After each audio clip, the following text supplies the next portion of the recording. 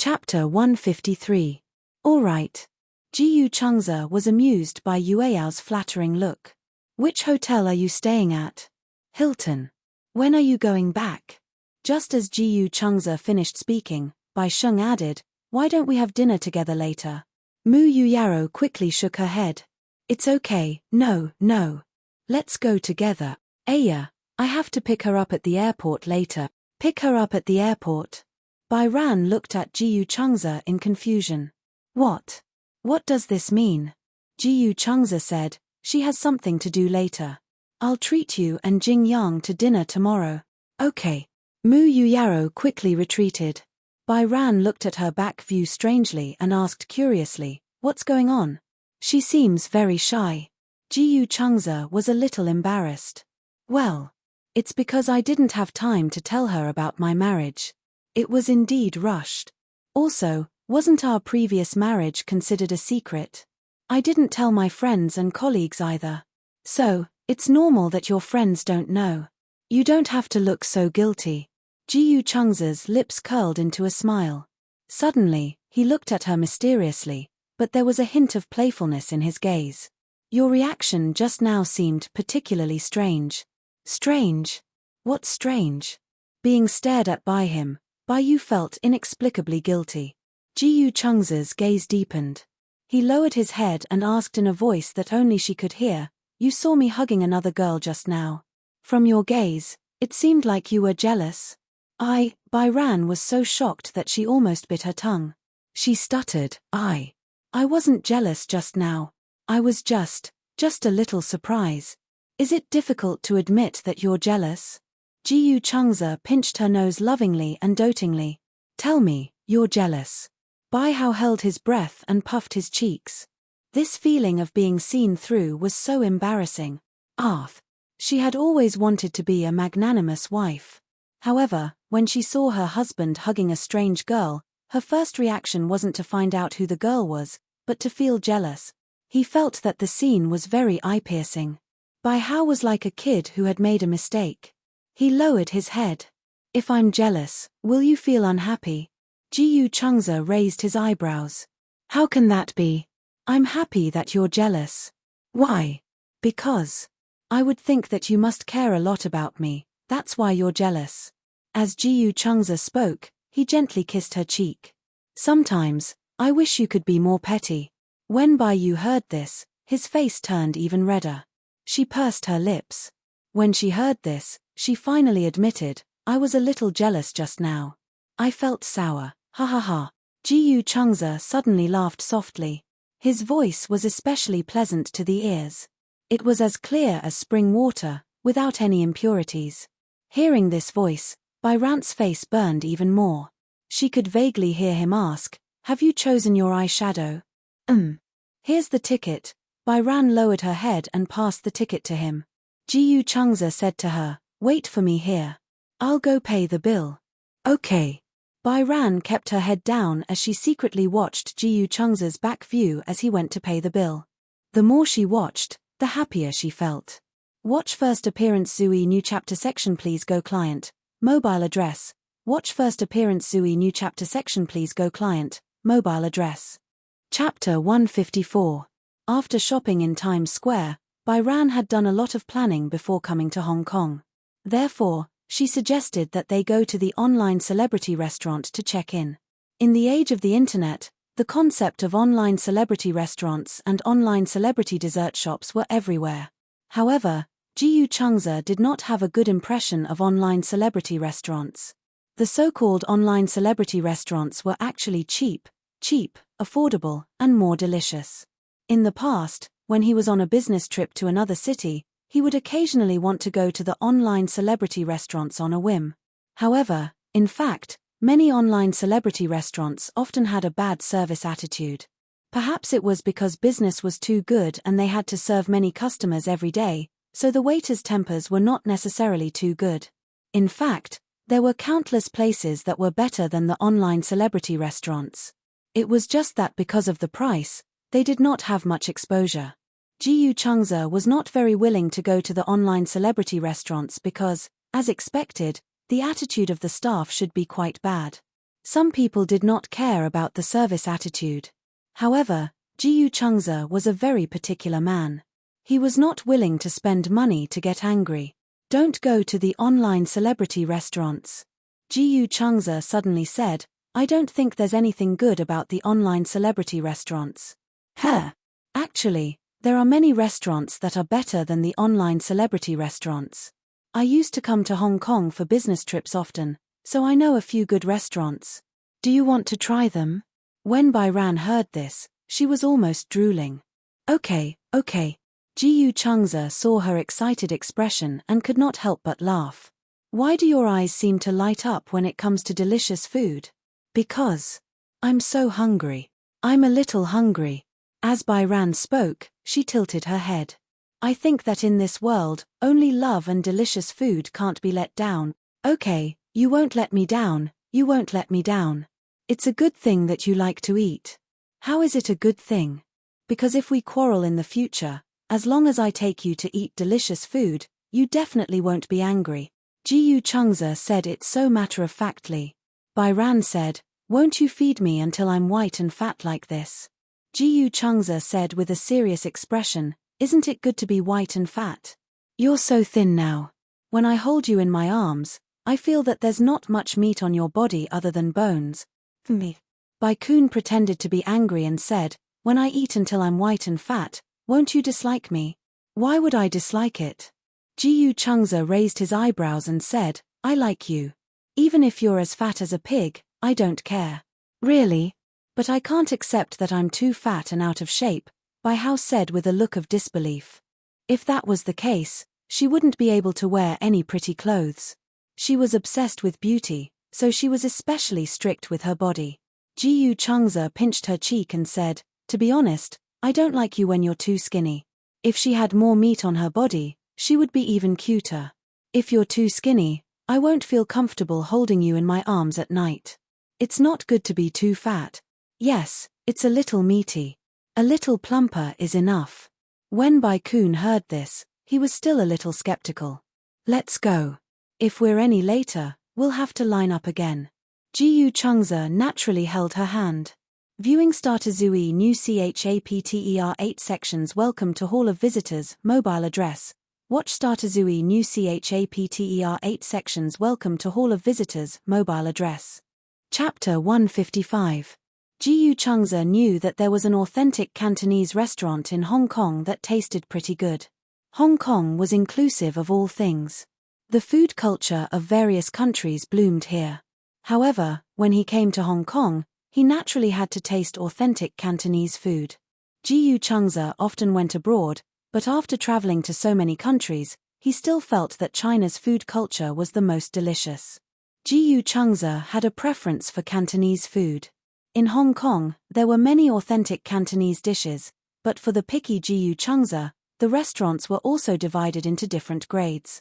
As he was a regular customer, he would come to this restaurant every time he came to Hong Kong. Purple Air from the East was the name of this Cantonese restaurant. It was very recognizable and was easy to remember. When the manager saw Jiyu Changze, he welcomed him warmly. Are you here on a business trip again? No. Jiyu Changze pushed Bai Sheng in front of the manager and introduced her solemnly. This is my wife. This is our wedding trip. Hong Kong is the starting point. We plan to travel around the world to commemorate our wedding. When the manager heard that it was a wedding trip, he was a little surprised. A wedding trip? Yes. Although there were many people who wanted to go on a wedding trip and it was trending, not many people actually took action.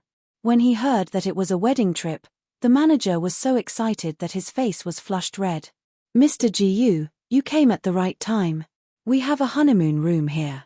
It seems that fate has decided to prepare it for you. Jiyu Changze nodded and held Bai Sheng's hand as he followed the manager to the room. Along the way, Bai Sheng was really getting more and more nervous. The restaurant's furnishings were especially luxurious. Although many glittering elements were used, they were not tacky. Instead, they showed a noble style. Bai Sheng was a little worried. She asked nervously in a low voice, will the expenses here be very high? It had almost become an instinct for her to care about the amount of expenses. Because her life had always been tight, no matter what expenses she had, she would prioritize whether the amount of expenses would exceed her expectations. Ji Chungza said seriously, "From now on, you're not allowed to think about spending anymore." "I'm worried." The worry on Bai Sheng's face was so serious that Ji Chungza didn't know whether to laugh or cry. "What are you worried about?" "I'm afraid that I'll spend too much money." "What if I don't have enough money to go home halfway?" Ji Chungza tried hard to hold back his laughter and said, "Then I'll sell you, okay?" In a moment of desperation, Bai Sheng blurted out, "But I don't think I can sell for much money." "Ha ha ha ha." Ji Chungza burst out laughing. He had always been a reserved person. Smiling like this was already a bit of a loss of self-control. "Idiot, how are you worthless? You're a priceless treasure that only people can't afford. Besides, I won't really sell you." "Well, don't mention the money anymore. Since we're going to travel around the world, I've brought enough money with me." He even brought a few black cards with him. The limit of the black card was unlimited. There was nothing to worry about. Only then did Bai Sheng relax. After the two of them entered the private room, Bai Sheng's concept of luxury was refreshed. The private room was especially big. The moment they entered the room, they were attracted by the crystal chandelier that occupied the entire ceiling. The chandelier was made up of countless crystal tubes. When the wind blew, they would collide with each other, creating a pleasant tinkling sound. Viewing Startazui New Chapter 8 sections. Welcome to Hall of Visitors, mobile address. Watch Startazui New Chapter 8 sections. Welcome to Hall of Visitors, mobile address. Chapter 156. It was too beautiful. The entire ceiling of the huge private room was occupied by this chandelier. Wasn't this chandelier too big? And it must have cost a fortune, right? She had seen a chandelier that was 1/10 the size of the chandelier. Just the chandelier alone cost tens of thousands. Just the chandelier in the private room must have cost several times the cost. Once they entered the private room, Bai Ran stared at the chandelier. Ji Chungza gently tugged at her sleeve. "What are you looking at?" "I'm looking at how many crystal tubes there are." Beside them, the waiter smiled knowingly and immediately explained, "Sir, our chandelier is made up of a total of 4,600 crystal tube." More than 4,000 tubes. It was so grand. Bai Ran was so shocked that her mouth opened wide and she gasped. Before she could finish gasping, her peripheral vision was attracted by the luxurious floor-to-ceiling balcony. The private room was made up of a suite. Inside it, there was a pantry, a reception room, a bathroom, and a dining room. In addition, there was also a 40-square-meter balcony. The balcony was surrounded by roses. Dark green vines wrapped around the railings of the balcony. There was an inexplicable beauty to it. This time, the inhalation was exceptionally long. "It's too beautiful." It was her first time eating in such a beautiful environment. She felt inexplicably touched. The heart of a young girl that had long withered in her heart seemed to have been revived. Ji Chungza saw that Bai Ran couldn't hide the surprise and love on her face and felt satisfied. Although this restaurant's per capita spending was high, the environment was really good. Other than the environment, the taste was also very good. The flavor was unique. It was much more meaningful than squeezing into the crowded shops that were popular on the internet. Bai Ran sat down and waited to order. However, after the waiter settled them down, he lit the candles and left quietly. Bai Ran was speechless. "What's going on?" Ji Chungza raised his eyebrows. What do you mean what's going on? Isn't anyone ordering?" "Ordering?" Ji Chungza smiled and explained gently, "There are only two menus here. One is the family menu, and the other is the lover's menu. The dishes on the menu are fixed. You can't choose." Bai Ran felt that this way of eating was a little novel, but he still couldn't help but worry. However, if the set meal is fixed, then won't it be too much to eat? The amount here is based on everyone's average appetite. It won't be a lot. Moreover, it's very delicious. Even if you're full, you won't notice it easily. It had to be said that the owner of the restaurant had a unique way of doing business. Imagine a dish that was incomparably delicious, but there was only a fixed amount of it. No matter how delicious something was, It was inevitable that one would get sick of it after eating too much. With such a fixed amount of food, there would be nothing left after eating it. If one felt that it was delicious, they would feel that it was not enough. Next time, they would still be unable to resist coming here. Every time they ate, their experience would be just right, and they would not overdo it. Instead, it would leave them with an incomparable aftertaste. It was said that a couple came here for a meal on their first date. Since then, they were obsessed with the delicacies here and would come here a few times a month. The expenses here were very high. It was already good enough that he rarely came here. It was too extravagant to come a few times a month. In the end, the man was so miserable that he almost went bankrupt. He quickly broke up with his girlfriend, which made people not know whether to laugh or cry. Viewing Startazui new chapter 8 sections please go to Tangku, mobile address Startazui new chapter sections please go to Tangku, mobile address. Chapter 157. After sitting down for about half an hour, the dishes began to be served in an orderly manner. Guangzhou cuisine included the Pearl River Delta, Shaoguan, Jianjing, and other places. The ingredients were rich, the selection was meticulous, and the skills were excellent. It was clear but not bland, fresh but not uncommon, tender but not raw, and oily but not greasy. Generally, in terms of cooking, it was good at stir-frying. It required the control of the fire and the oil temperature to be just right.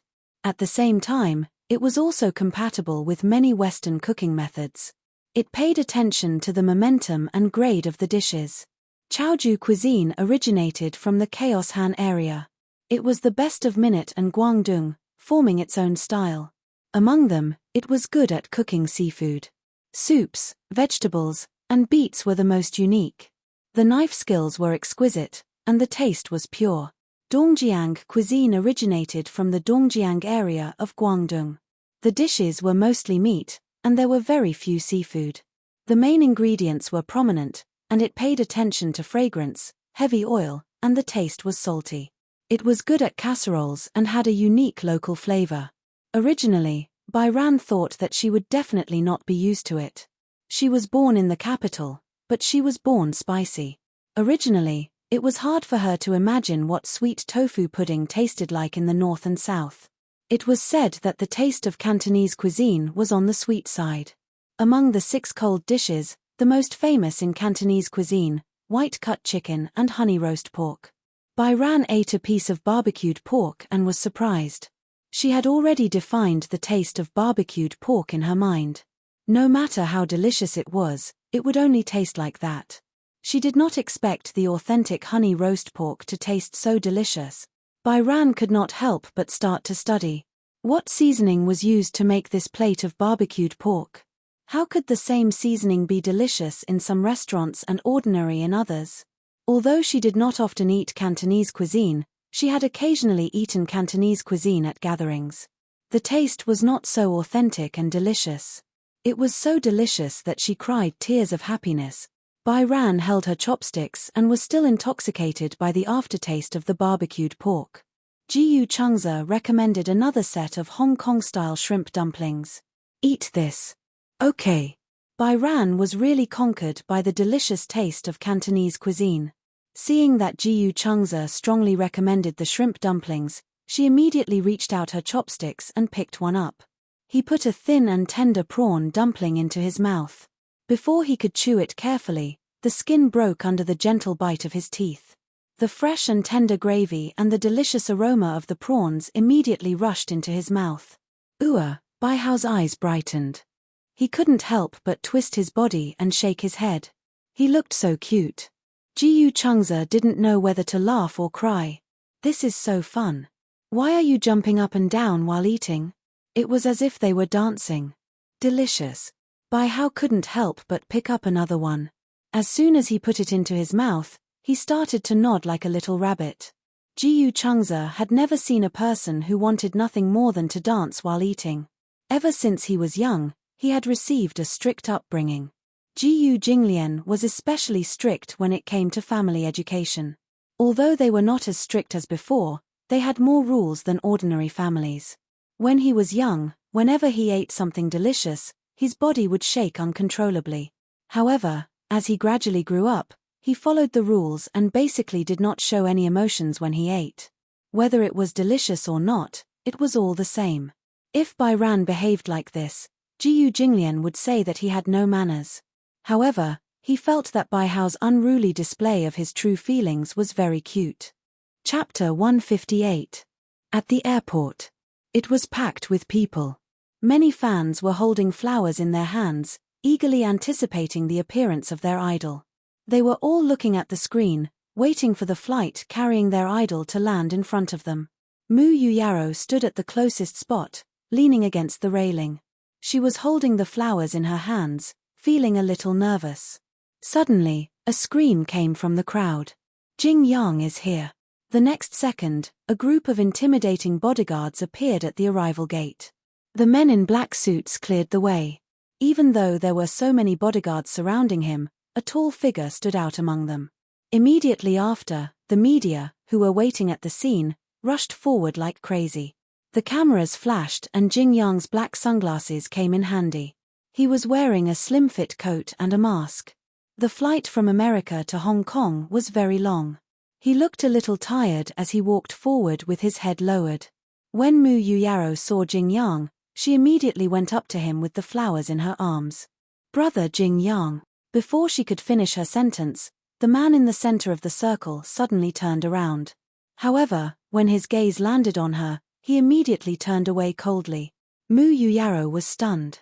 He had clearly seen her, but he ignored her. While she was in a daze, she was pushed to the ground by the crowd. In order to get closer to their idol, the fans used all their brute force to push forward. Mu Yuyaro was pushed to the ground. When she got up in a daze, the crowd had already gone far away. The flowers in her arms fell to the ground in the midst of the shoving. Countless feet trampled over them. The petals fell and were crushed, almost turning into mush. Mu Yuyaro looked at the bouquet of flowers and her tears fell. Her heart seemed to have turned into countless petals and was extremely broken. He saw her, but he didn't stop walking. Instead, he quickly left the airport under the protection of the bodyguards.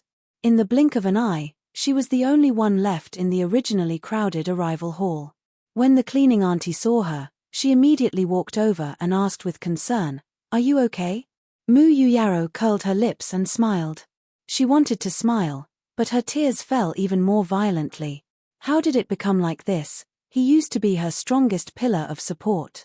But now, they were like strangers. He walked past her, his eyes cold and indifferent.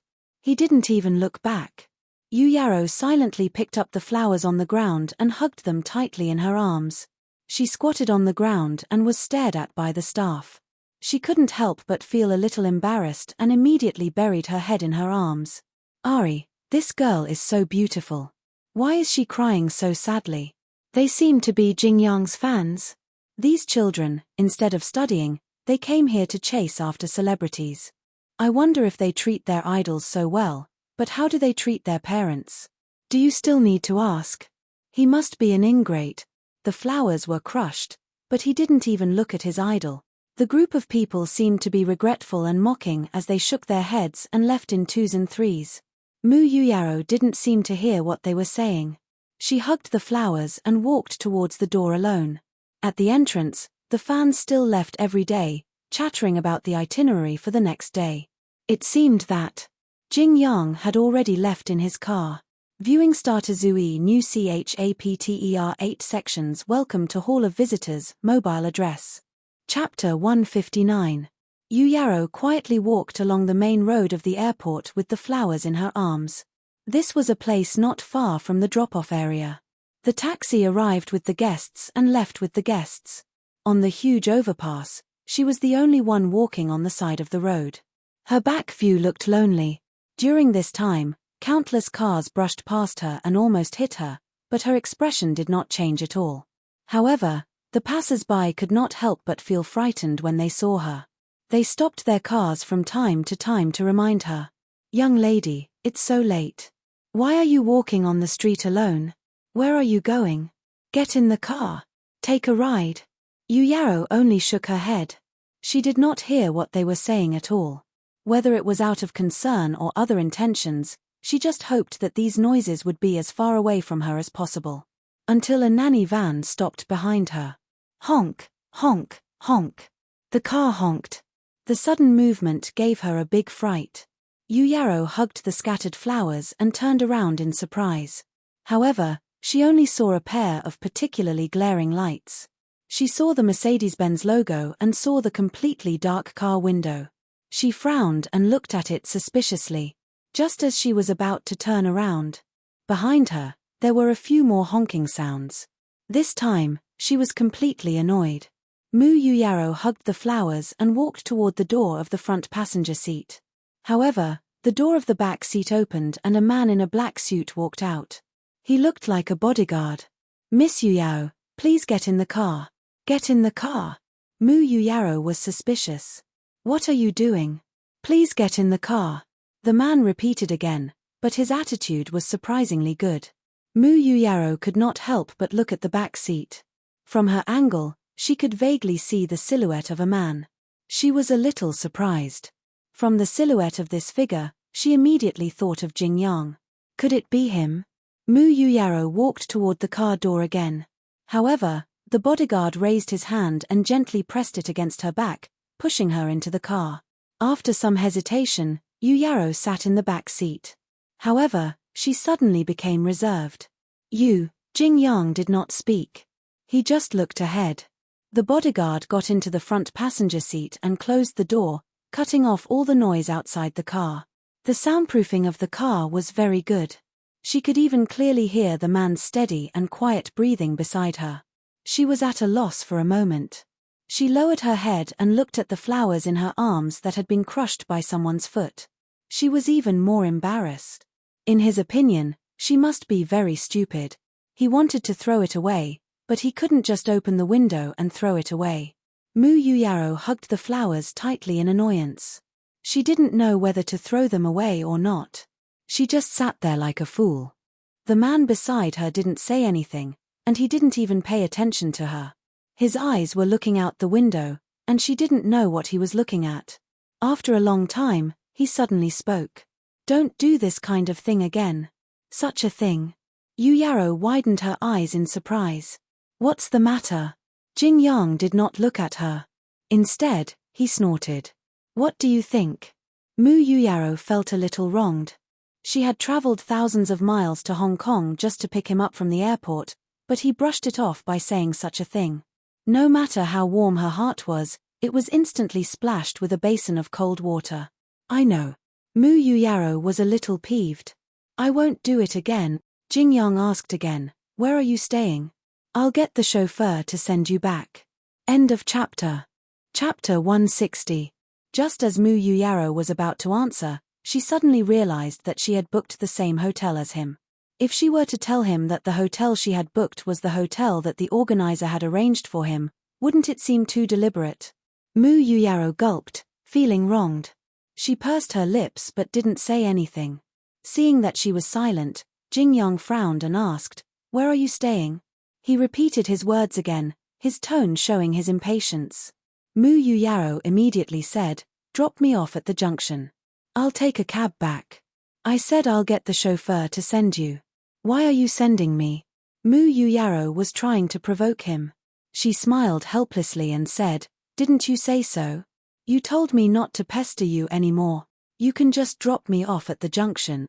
Don't worry, no matter how capable I am, I won't pester you anymore." Jing Yang silently scrutinized her for a long time. After a long silence, he said, "I came back to pick you up on account of your daddy and mommy. Yuyaro, don't refuse a toast only to be forced to drink a forfeit."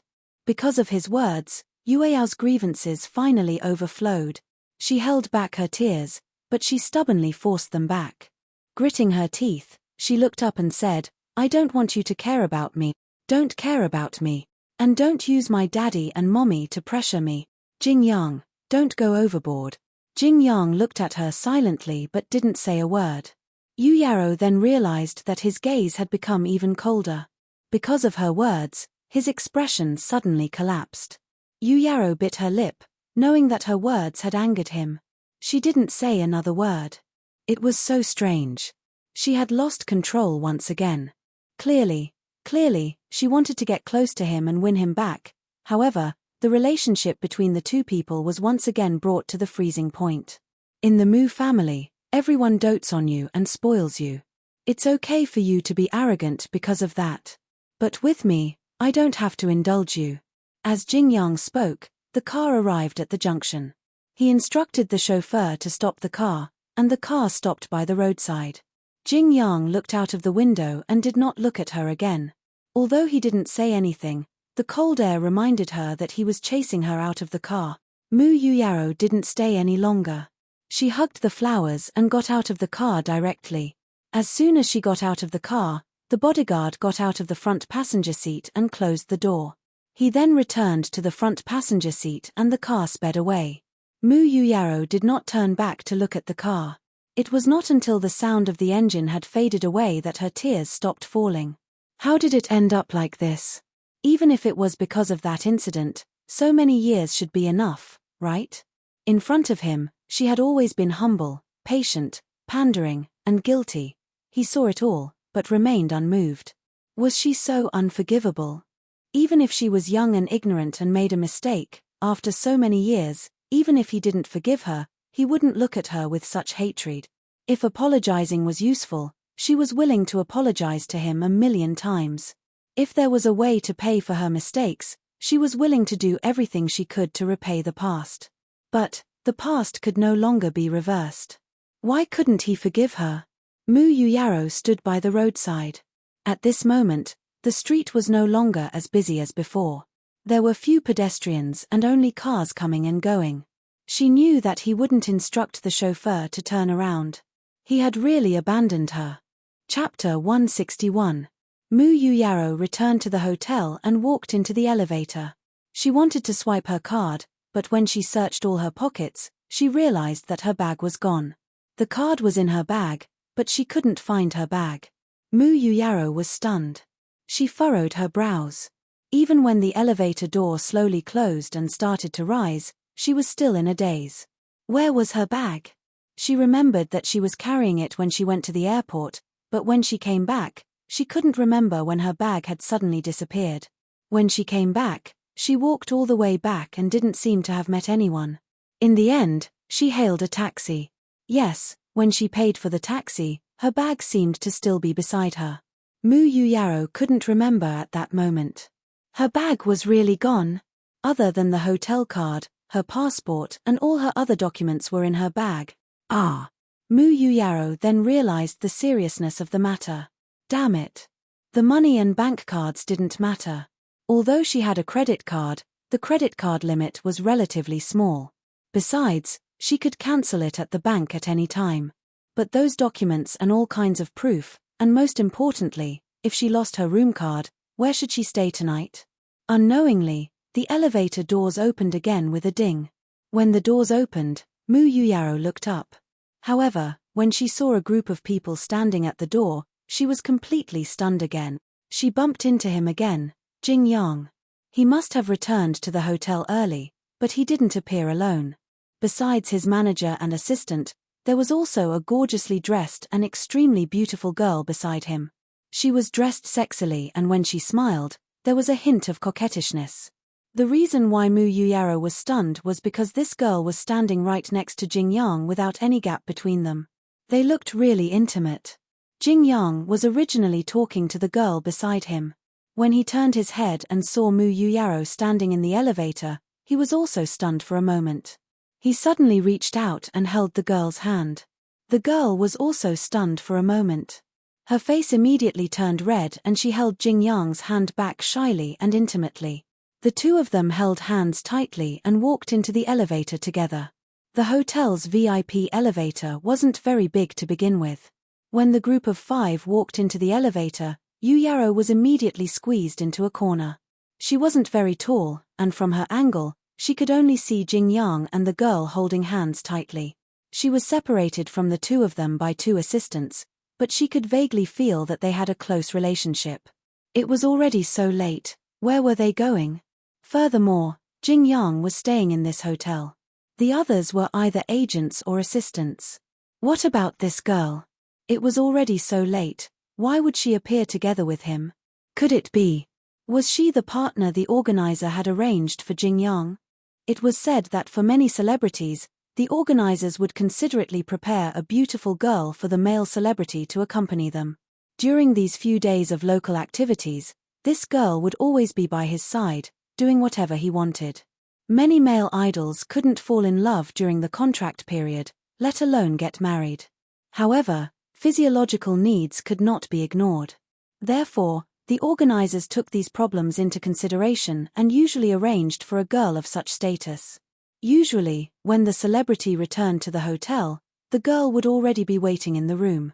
At this time, were they preparing to go out for supper or to go to a nightclub to drink? Chapter 162. At the thought of this, Mu Yueyao's face turned green. Was this the girl that the organizers had assigned to him? Looking at this girl's appearance, she was of the highest quality. However, the air of a prostitute in her movements could not be concealed. In the past, he wouldn't even look at this kind of girl.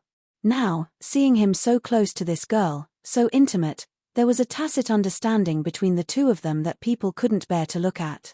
Mu Yuyaro had to admit that she was jealous. Why did he suddenly become so depraved? Or was he doing it on purpose for her to see? But how did he know that she would appear in this hotel? Mu Yueyao's emotions were in a mess. Little did she know that while she was silently observing Jing Yang, the girl beside Jing Yang was also silently observing her. Seeing that Mu Yuyaro was staring at Jing Yang, the girl snorted and laughed. "You're Jing Yang's fan, aren't you?" As soon as she said this, everyone looked in Mu Yueyao's direction. Except for Jing Yang. His gaze never fell on her. He only looked silently in the direction of the elevator door. The girl tightened her grip on Jing Yang's arm again and said mockingly, "As a fan, can't you be a little more sensible? Jing Yang has already made it clear that he doesn't like sassering fans, especially sassering fans who chase him to the hotel." Mu Yuyaro looked at her silently. Not to be outdone, she retorted, "And who are you?" This rhetorical question stumped her. The girl looked at Jing Yang and then looked at Mu Yuyao. She snorted coldly and said, "What right do you have to ask? How can you be so sure that I'm a fan?" Mu Yuyaro suddenly said mockingly, "Why don't you suspect that I'm a paparazzi?" When the girl heard this, her expression changed and she looked at Jing Yang worriedly. Jing Yang finally turned his head and glanced indifferently at Mu Yuyao. But he still didn't say anything and turned his head back. The girl furrowed her brows worriedly. She knew that Jing Yang especially hated paparazzi. If this girl was really a paparazzi, then if the news of her spending the night with Jing Yang got out, Jing Yang would definitely be angry. But she was a little suspicious. It wasn't that she was biased against the paparazzi. Instead, as paparazzi, they often had to stay up all night just to wait for news. It was common for them to stay up all night. The girl in front of her was prettier than her. One had to know that the reason she was able to reach this step was because of her 1 in a million looks. She had always been proud of her looks, but when she saw Mu Yuyao, she suddenly felt ashamed of her own inferiority. In other words, if she had such a beautiful face, why would she want to work as a paparazzi? The girl was surprised and suspicious, but Mu Yuyao turned her head to Jing Yang and asked with the aura of a main wife, "Jing Yang, who is she?" Jing Yang retorted coldly, "What does it have to do with you? Is she your date?" Mu Yuyao went straight to the point. Jing Yang stared at her silently for a moment.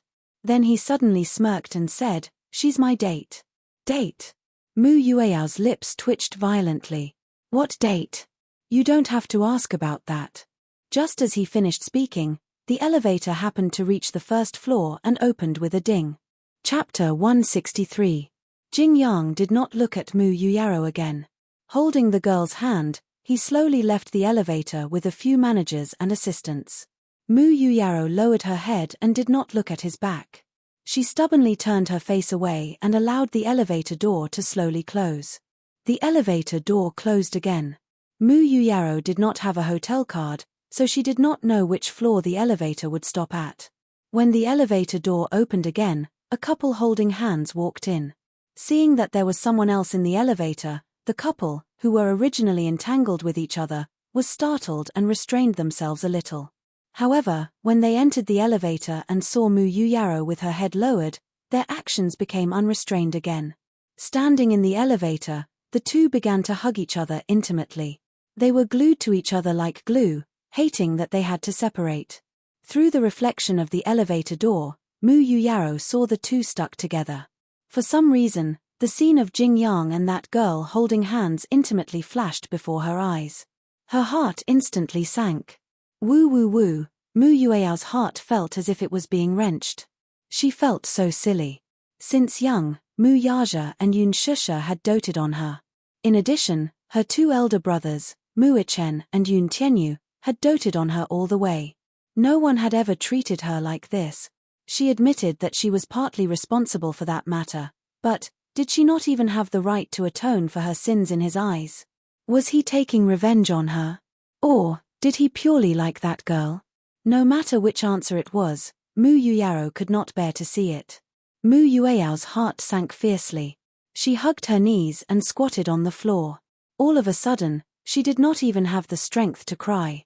The couple at the side was shocked when they heard her suddenly cry. The girl in front of them suddenly lost control of her emotions, causing them to lose interest in being intimate with her. The girl among the couple walked to Mu Yueao's side, bent down gently, and asked in Cantonese, "Miss, what's wrong? Are you feeling unwell?" Mu Yuyaro only cried and did not respond to her.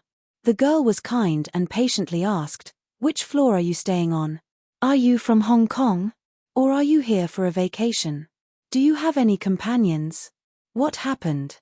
When Mu Yuyaro heard the girl's impatient voice, she felt that the world was getting darker and darker. She wished she could bury her head in her arms, but at the same time, she wished she could drown herself in the universe. It would be best if no one could find her. She felt that she was really stupid. For the sake of her sweetheart, she had followed him all the way to Hong Kong, but she had never expected to be humiliated like this. His mood was so low that it couldn't get any lower. The girl stood up in a daze. She glanced at her boyfriend and sighed helplessly. Chu Ni isn't even willing to tell. She screamed so miserably. What a sinister technique. Could it be because she was heartbroken? The boy shook his head and replied in Cantonese, "You don't need to control him. Just go to the lobby manager." When the elevator reached the first floor, the couple walked out. The girl wanted to help Mu Yuyaro up, but seeing that she didn't even have the strength to stand up, she simply squatted beside her and accompanied her. The boy hurriedly went to find the lobby manager. Not long after, the boy rushed over with the lobby manager. When he saw Mu Yuyaro, the lobby manager frowned slightly and suddenly asked tentatively, "Miss Yuyaro?" Mu Yuyaro still didn't move. She only buried her head, as if she couldn't hear anything. Chapter 164. Just as everyone was at a loss, Mu Yuyaro suddenly buried her face in her arms and muttered painfully, "I thought everything would pass. What do you mean?" No one knew what she was muttering about.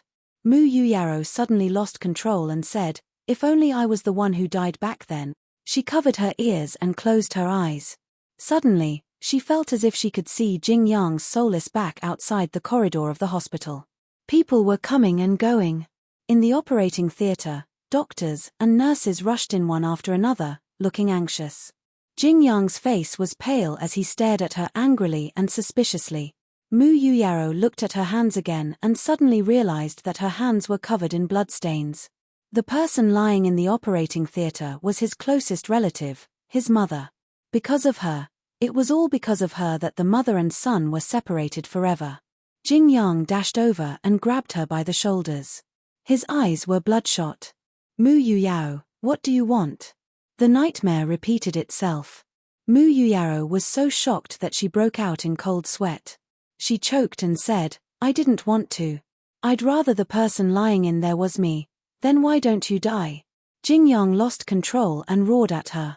Mu Yuyaro was so frightened that she curled up into a ball. She leaned against the wall and slid down slowly. "If anything happens to my mother, I'll hate you forever." With that, Jing Yang turned around and left. At that time, she did not even have the courage to look at him. "I'd rather die. I was wrong, I know I was wrong." Mu Yuyaro covered her ears as if she was hallucinating. In the midst of the heavy traffic, she was pushed hard and felt the world spinning. She propped herself up again and looked back. However, All she heard was the screams of countless passers-by. Ah! Oh my God! A big truck ran over a living person.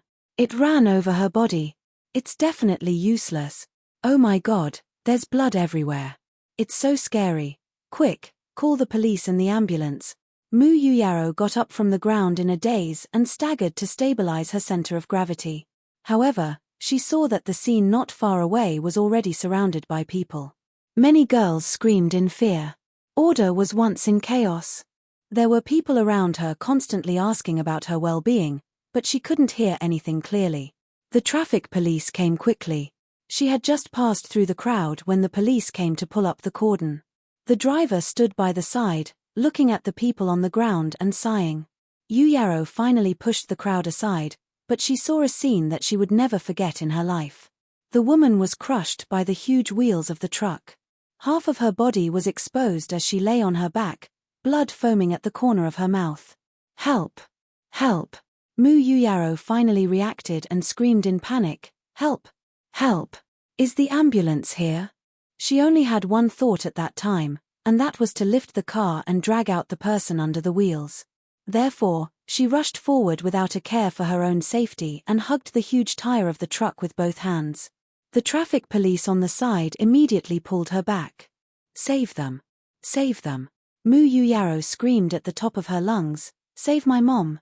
She's my mom! Save! Save my mom! Mother Jing's gentle words seemed to echo in her ears. You like Yang Yang. When you grow up, marry Yang Yang, okay? Okay. That's great. Then, from now on, you'll call me mom like Jing Yang? Chapter 165. She felt like she was drowning in a sea of darkness. When Mu Yuyaro woke up, she realized that she was lying on a bed.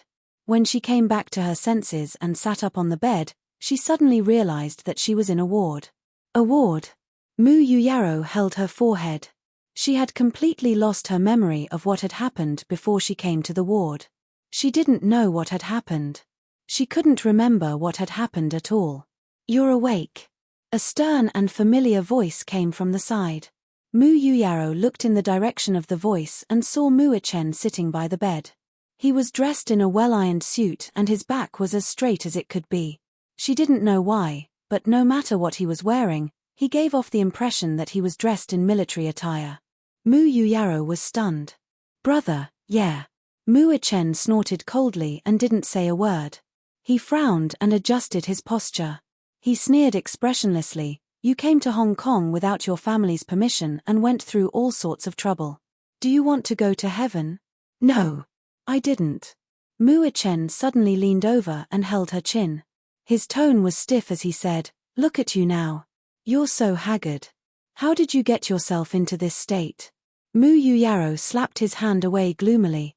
She turned around and looked at the television. Through the reflection on the screen, she indeed saw her extremely haggard face. She couldn't recover from the setback. Muichen couldn't bear to yell at her when he saw her pitiful look.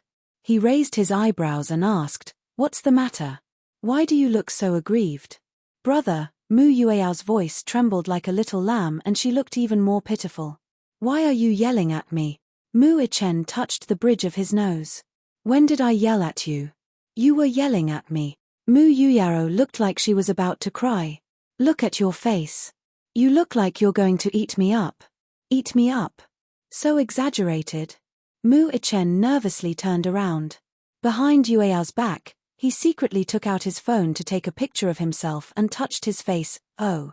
He didn't seem to be very fierce. However, his expression seemed to be a little more serious. It seemed so. Muichen cleared his throat and looked at Yuyao. She pursed her lips and looked like she wanted to cry, but no tears came out. All right. His tone became a little warmer. He deliberately made it soft, as if he was afraid of scaring her to tears. However, it was not hard to hear that he was angry. Did you come to Hong Kong to look for Jing Yang? Looks like they're arguing again. No. No. Muichen did not believe it. However, the truth was that she and Jing Yang did not even speak much this time. Ever since that incident, Jing Yang's attitude towards her had become very cold. She knew very well that he hated her because of that incident. However, She thought that besides hatred, he should at least show some concern and care for her, right? This time, her heart was really hurt badly. In the Mu family, she had always been the high and mighty princess. She had never suffered such humiliation. These few days in Hong Kong, she could no longer maintain her composure in the face of his indifference. It didn't matter how he humiliated her. However, when she saw that woman appear beside him, all of her psychological defenses crumbled completely. Chapter 166. All right. Mu Chen's heart ached, too. He had always doted on his younger sister, but now that she was being bullied outside, his heart ached terribly. Still, he was exasperated at her failure to live up to his expectations. Why did he keep an eye on that B*****? His sister was the Mu family's beloved princess. There was a long line of men courting her, so why should she be bullied by that B*****? Mu Chen was furious. He could not wait to chop that B** into pieces. However, when he looked at Yueyao's aggrieved face, which was about to crumple into a ball, he tenderly reached out and pulled her into his embrace. Oh, don't cry anymore. As if coaxing a baby in swaddling clothes, he gently patted Yueyao's back and coaxed, "All right, don't cry anymore, okay?" Yuyaro was furious. On one hand, her face was flushed red, and on the other, she was speechless. "Brother, I'm not a child anymore. Besides, I'm not crying. In my eyes, you'll always be a child. You'll never grow up." As Mu Chen spoke, he tucked her hair behind her ear. His voice was as mellow as red wine. It was mellow and mellow, yet it made one's heart feel inexplicably at ease. When she was young, no one dared to bully her because of her two brothers' protection. Due to her brother's love, she became very arrogant and willful. Mu Yaja and Yun Shisha even despised Mu Chen and Yun Tianyu for spoiling her too much. What did Mu Chen say? He righteously retorted, "She's my sister, and I dote on her. Who dares to have an opinion?" At that time, Mu Chen was young and frivolous. Even Mu Yaja could not do anything about his son. Yun Tianyu's attitude toward Yuyaro was more subdued. However, whoever made Yuyaro cry, although Yun Tianyu's methods were not as harsh as Mu Chen's, the consequences were always the worst. As a result, Yuyaro became more and more arrogant. Yuyaro also knew that her personality had been spoiled by her two brothers. She had also thought about changing it and had put it into action. She was much more mature than before. But even so, these two clown brothers still couldn't bear to see her suffer any grievances. Yuyaro blushed a little. She was actually a little shy, but when she heard Mu Chen's comforting voice, for some reason, tears welled up in her eyes. She rubbed the corners of her eyes and felt like crying. "Brother, he really doesn't want me anymore," Mu Chen snorted. "It's not that he doesn't want you, it's you who doesn't want him. He's not good enough for you, eh?" Upon hearing Mu Chen's words, Yuyaro could no longer hold it in. Her tears finally soaked Mu Chen's clothes. Mu Chen's heart ached even more. He felt that the hot tears were about to flow into his heart. "No matter what, you'll always be the most precious in your brother's heart. Brother." Mu Yuyaro dropped all her defenses and hugged him tightly. She did not want her tears to be exposed under the sun. She would rather bury these tears in her brother's chest. Mu Chen did not say anything. He raised his hand and gently stroked her back as a form of consolation. His heart, however, felt as if it was torn apart. He hugged Yueyao's head into the crook of his neck. When he looked up again, his gaze was as cold as a knife. This B*****. Over and over again, he had made his sister sad and heartbroken. It was fine if it was just brushes before. This time, he would not tolerate it. Chapter 167. TV station, interview room. When Jing Yang returned to the dressing room after finishing the program, it was already 1 o'clock in the morning. The program was a recorded broadcast. The Hong Kong TVB variety program always revolved around gossip. Jing Yang endured and ended the interview patiently. He was exhausted. As soon as he returned to the dressing room, he collapsed on the sofa and did not want to move anymore. Tired. Exhausted. At this moment, his mind was filled with Mu Yueyao's disappointed face. According to the hotel manager, a girl fainted in the elevator yesterday. She was rushed to the hospital and there was no news of her since then. He suspected that it was Mu Yuyaro, because her name could no longer be found in the hotel's guest information. She had already checked out of the hotel. What happened? She fainted. What happened? Countless questions filled his head and he had a splitting headache. Yesterday, he agreed to a dinner party and the investor asked this girl to accompany him. He did not expect to bump into her in the elevator. Jing Yang did not pay attention to her, but he did not expect that something would happen not long after he left. Jing Yang, are you tired? Do you want to drink some coffee? Beside him, his assistant kindly served him a freshly brewed coffee. When Jing Yang smelled the bitter taste of the instant coffee, he could not help but want to vomit. He covered his mouth and waved his hand. The assistant immediately understood and left with the coffee.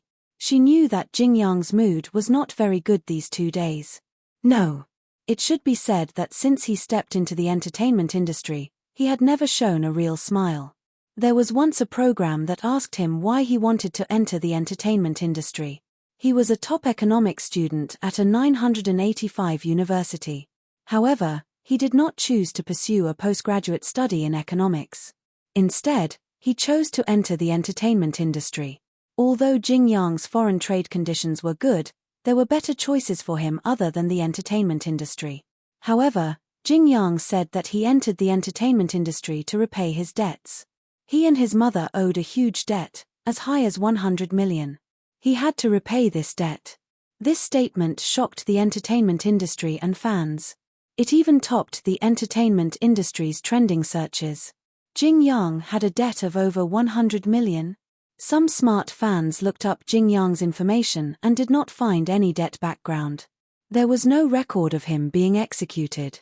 A young man who did not gamble, did not have any bad habits, and came from a clean family background. Where did this debt of over 100 million come from? No one knew.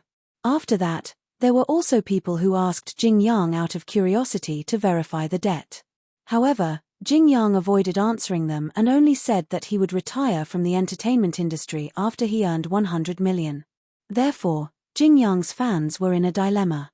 They wanted to spend money on him, but they were also worried that if they spent too much money, their idol would leave the industry after earning 100 million yuan. But, there were also some media outlets that said that this was all a publicity stunt. However, Mu Yuyaro knew where the 100 million debt Jing Yang was talking about came from. Jing Yang collapsed on the sofa and let his body sink into it. Suddenly, there was a sound of footsteps outside the door. However, he remained unmoved. Until the door of the dressing room was forcefully pushed open with a bang. Everyone except Jing Yang looked at the door and saw a tall man with a domineering aura standing at the door. His eyes were cold. Everyone was so scared that they didn't even dare to breathe. Logically speaking, if someone suddenly broke into the dressing room backstage, the assistant would definitely rush forward to chase them out. Chapter 168. Logically speaking, if someone were to barge into the dressing room backstage, the assistant would rush forward to chase them out. However, when Mu Chen stood in front of them, no one dared to step forward due to his intimidating aura. Jing Yang raised his head to look at Mu Chen. He, too, saw the pain and fury in his eyes. He knew who he was here for. When they were young, he had always been the elder brother whom he respected the most. He and Yun Tianyu were also the ones who took care of him the most. Now, however, he could only see disappointment and anger in the man's eyes. Jing Yang, I'm warning you, from now on, keep your distance from my sister. Don't go near her, do you hear me? Jing Yang did not look surprised when he heard this. He only said blandly, you should be saying this to Yuyaro, right? Who's the one pestering who? She's the one who keeps disturbing my work and affecting my life, yet you want me to keep my distance from her? I've already done enough to keep my distance. Mu Chen was especially furious when he heard this. He tightened his grip on Jing Yang. His fingers turned white from exerting so much force that he gritted his teeth. Is it so difficult for you to admit that you like Yuyaro? Can't the two of you get along well? Why are you still angry? It's been so many years, shouldn't it be over by now? Jing Yang raised his brows coldly but did not deny it. Instead, he smirked. So what if I love her? Mu-Chen was stunned. What was this? What do you mean by so what if I love her? I hate her. Jing Yang's expression was frosty. Mu-Chen did not know what to do with his icy expression. He had never seen Jing Yang with such a cold expression before. Hate her? Do you know how much I hate her? Jing Yang retorted, if it were you, what would you do? You've lost your loved one, can you still accept her? It's not her fault. That's because she's your sister. Jing Yang's words left Mu-Chen speechless. She's your younger sister. She can be forgiven even if she has done something wrong. Mu-Chen could not help but ask, what about you? Don't you love her? That matter wasn't entirely her fault.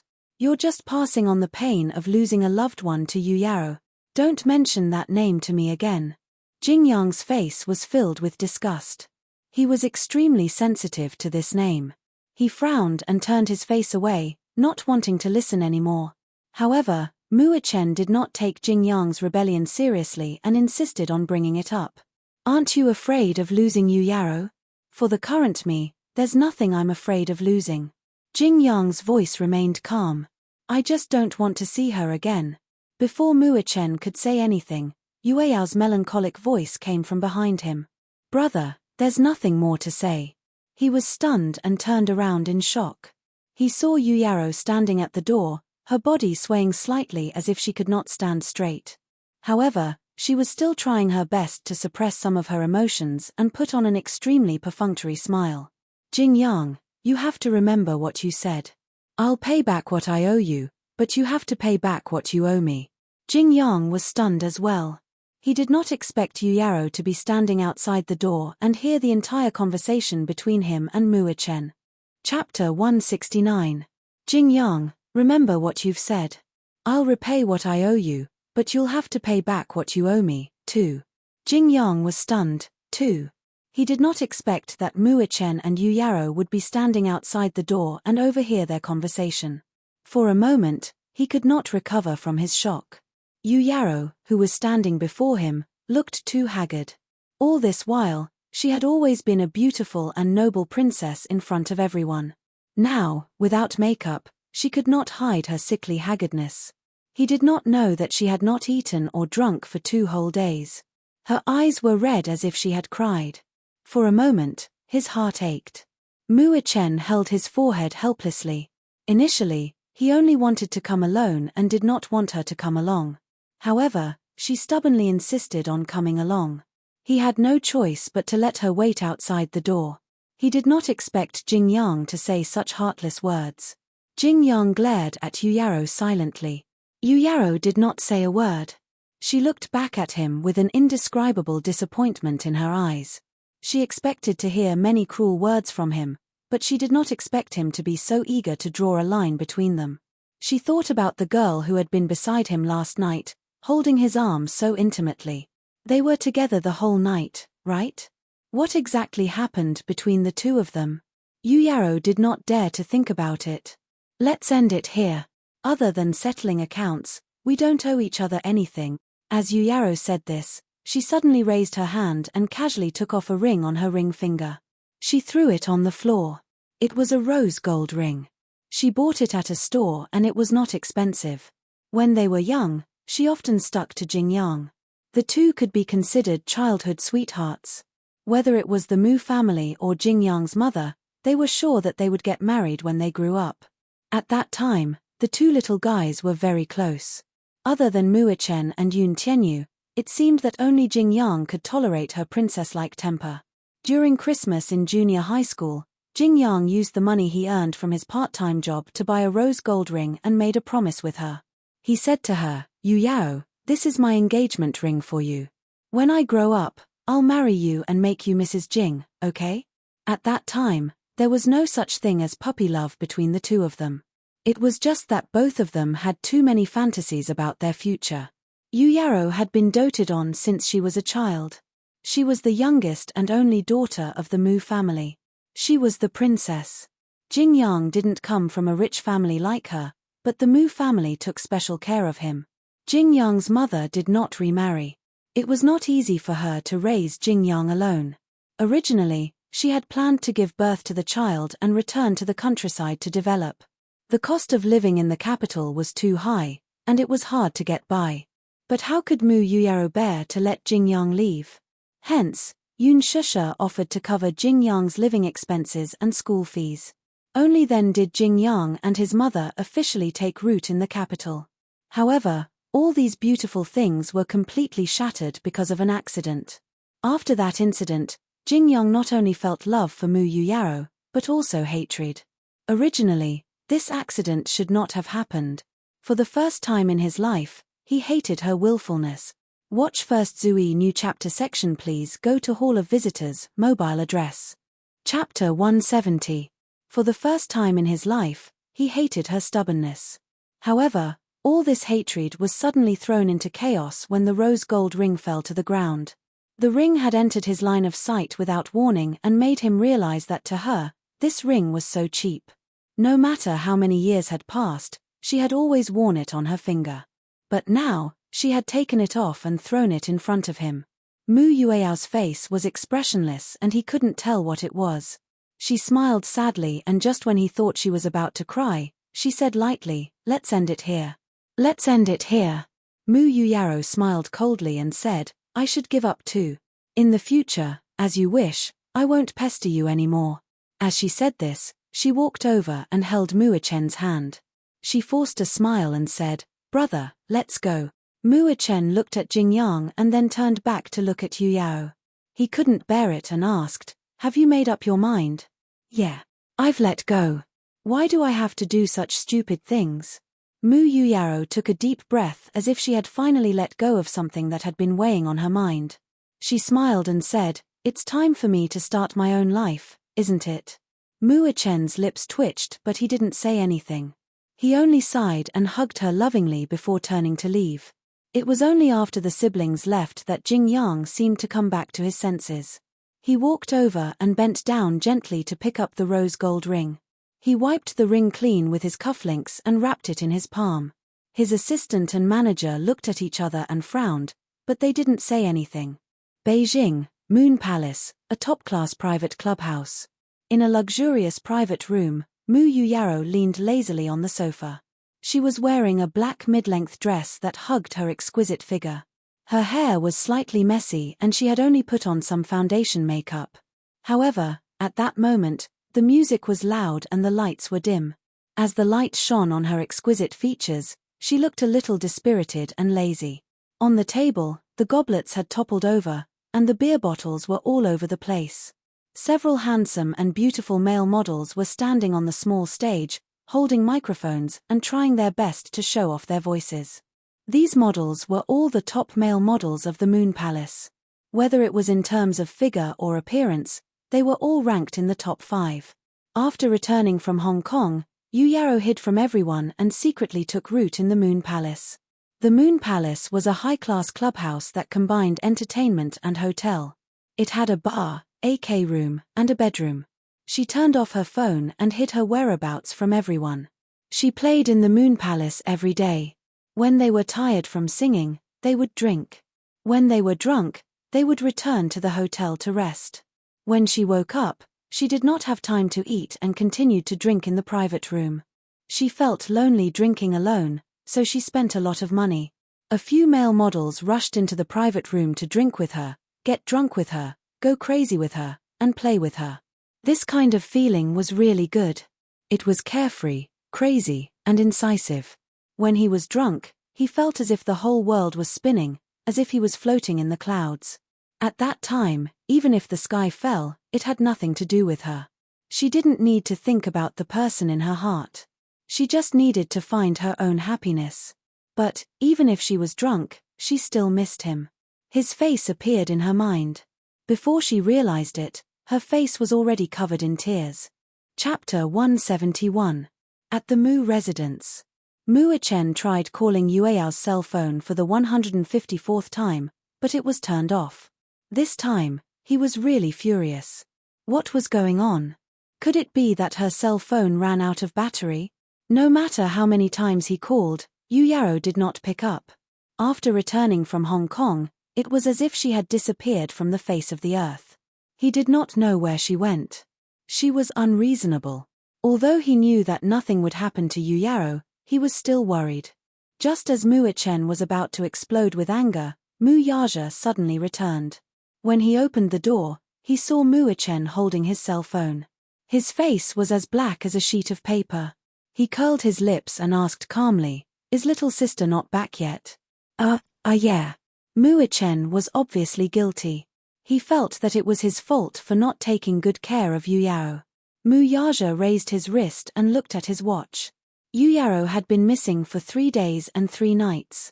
Even if she was fooling around, she should have had enough. "Did you look for her?" Muichen nodded helplessly. "I did."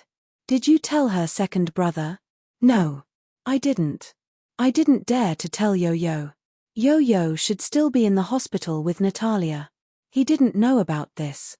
Muichen paused and suddenly sighed helplessly. "I thought that although she was naughty and unreasonable, she shouldn't have gone overboard, right? She disappeared the moment she came back from Hong Kong. I don't know where she went." As Muichen spoke, he became angry again. Other than anger, he was more worried. "Why are you so anxious?" Muyaja, however, did not show much anxiety. Clearly, he should be the one worrying the most at this moment, yet he appeared calm and composed. Muichen was even more surprised. "Dad, aren't you anxious? Why are you in a hurry?"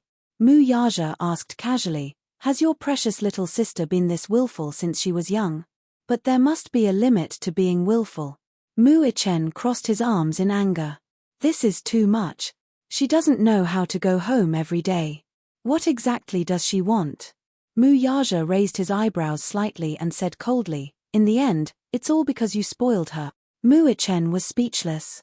He glanced coldly at Muyaja and quietly complained, "Daddy, you seem to be the one who dotes on little sister the most and spoils her the most." "Yes." Muyaja did not deny it at all. "I pampered her. Do you have a problem with that?" Muichen suffered another setback. He did not dare to contradict Muyaja. Although he had already grown up, Muyaja was still an extremely revered father figure to him. Muichen sighed. Muyaja frowned and said, "Don't worry about this. Go and rest early. Then, what about little sister?" "I will find her." Muichen frowned and hesitated for a while. In the end, he could not help but say, "Daddy, if you find little sister and she is in a bad mood these few days, please don't take it to heart if she says a few words to contradict you." Muyaja did not say anything and only said, "Go to bed early." "Oh." Muichen returned to his room. This was because he knew that Muyaja must have made a decision by saying so. Since they were young, Yuyaro had run away from home many times in a fit of anger. Every time, only Muyaja could find her. Moreover, the two of them had a tacit understanding of where she was hiding. Chapter 172. However, no matter where Yuyaro hid, she would not tell anyone. It was as if the father and daughter were telepathic. How enviable. When Muichen returned to his room, Muyaja went out of the house and went to the garage. When he saw that Yueya's Maserati was still at home, he smiled in satisfaction. The car was parked at home. This was a secret signal between the father and daughter. It meant that she was at the Moon Palace.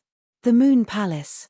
From the name, it was obvious who had invested in this top-notch private club in Beijing. Originally, the Mu family had a few private clubs, but they were usually places for business. The Moon Palace was built because Yuyaro was obsessed with singing when she was in junior high. Therefore, he was worried that his daughter would not have a good singing environment, so he built the Moon Palace. There was a princess box in the Moon Palace. The sound system inside was at least $1 million. Just the sound system alone was worth a few $1,000,000. The duplex box was more than 700 square meters. They had hired the top international choreographer to design an especially beautiful stage. It could accommodate hundreds of people and even hold a small fan club. When she was young, Yuyaro was definitely the envy of all the students in school. At her birthday party, all the celebrities she liked would appear at her birthday party. There were even celebrities who were proud to attend her birthday party. The scariest thing was that the value of anyone who could attend her birthday party would definitely double. She was at the Moon Palace. Mu Yaja started the car almost without hesitation and sped toward the Moon Palace. When he arrived at the Moon Palace, the hall was brightly lit. A row of people was in front of the switchboard. They were at a loss. When they saw Mu Yaja, it was as if they had seen their savior. Chairman Mu is here. A group of waiters came over with bitter faces. They surrounded Mu Yaja and complained at the same time. Chairman Mu, young miss doesn't let us into the box. She asked for a lot of alcohol. We don't dare to refuse. Previously, the two managers advised her not to drink. They even lost their jobs. This is not important. You should go and take a look. If she continues drinking like this, her body will collapse sooner or later. Mu Yaja frowned, but his expression was still calm. He looked around and raised a finger to signal them to be quiet. The group immediately fell silent. I'll go look for her. You guys stay outside and don't come in. Everyone hurriedly nodded. Several managers escorted Mu Yaja to the door of the room. Although the room was soundproof, they could still hear Mu Yaja singing at the top of his lungs. Mu Yaja frowned slightly and sighed helplessly. He reached out and pushed the door open. On the stage, the lights were dazzling. Yuyaro Mu stood on the stage, surrounded by lights, holding a microphone and humming drunkenly. Surrounded by the stage lights, she couldn't see who had walked in. As soon as Mu Yaja walked in, the male models accompanying Yuyaro immediately bowed and retreated. He didn't disturb her immediately. Instead, he sat on the sofa and silently watched his daughter go crazy. When he looked at the song ordering machine, he was shocked. More than 200 songs. Sad people don't listen to slow songs. Goodbye. Exclusive breakup. The last snow. I just want to say goodbye. A typical lovelorn song. Mu Yaja felt sorry for her and wanted to laugh at the same time. This little brat had lit up all the heartbroken love songs. Yuyaro Mu was still singing. Give up, don't struggle needlessly, forget him, love is not so complicated. Chapter 173. Halfway through her sobs, she couldn't continue singing anymore. Mu Yuyaro fell onto the stage, unable to recover from the setback. Seeing that she had stopped singing, Mu Yaja reached out and poked the music machine to stop the music. The deafening music in the huge private room stopped abruptly. As Mu Yuyaro had been drinking, her reaction was a little sluggish. It took her a while to realize that someone had touched the music machine. She looked in the direction of the music machine. Although her mind was a little hazy, she could still recognize the man sitting on the sofa. She suddenly felt guilty and aggrieved. Tears streamed down her cheeks. Daddy, no matter how angry he was, he could not bring himself to be angry at her soft and coquettish call. He sighed and gently patted the area beside him. Frowning slightly, he said, "Come here, the floor is cold." Yuyaro listened to him and obediently got up from the floor. She walked over to him, swaying step by step. She was clearly walking towards his side, but when she reached his side, her legs went soft and she collapsed on his body. Mu Yaja carried her lovingly in his arms and gently rubbed her tear-stained eyes. There was a rare tenderness in his eyes. It was no wonder that Yun Shusha was always jealous. Before Yuyaro was born, she had already mentally prepared herself that if she gave birth to a daughter, this daughter would definitely compete with her for favor. But she hadn't expected that Mu Yaja would be so biased. After being married for decades, although the husband and wife were glued to each other like glue, they were still incomparably loving. They weren't like an old couple who had been married for many years, treating each other with respect and retaining the feelings of their youth. But, as his daughter gradually grew up, Mu Yaja placed a lot of focus on Yuyao. Yun Shusha had repeatedly emphasized that a grown daughter couldn't be kept at home. No matter what, his daughter had to get married. However, Mu Yaja said that it was because his daughter was going to get married sooner or later that he had to dote on her. He doted on her so much that in the future, if his future son-in-law didn't dote on his daughter as much as he did, he wouldn't bear to hand his daughter over to someone else. Yun Shusha was already considered a Buddhist. But there were many times when she would still be a little jealous of her daughter. This was especially so when she saw Mu Yaja looking at her daughter dotingly.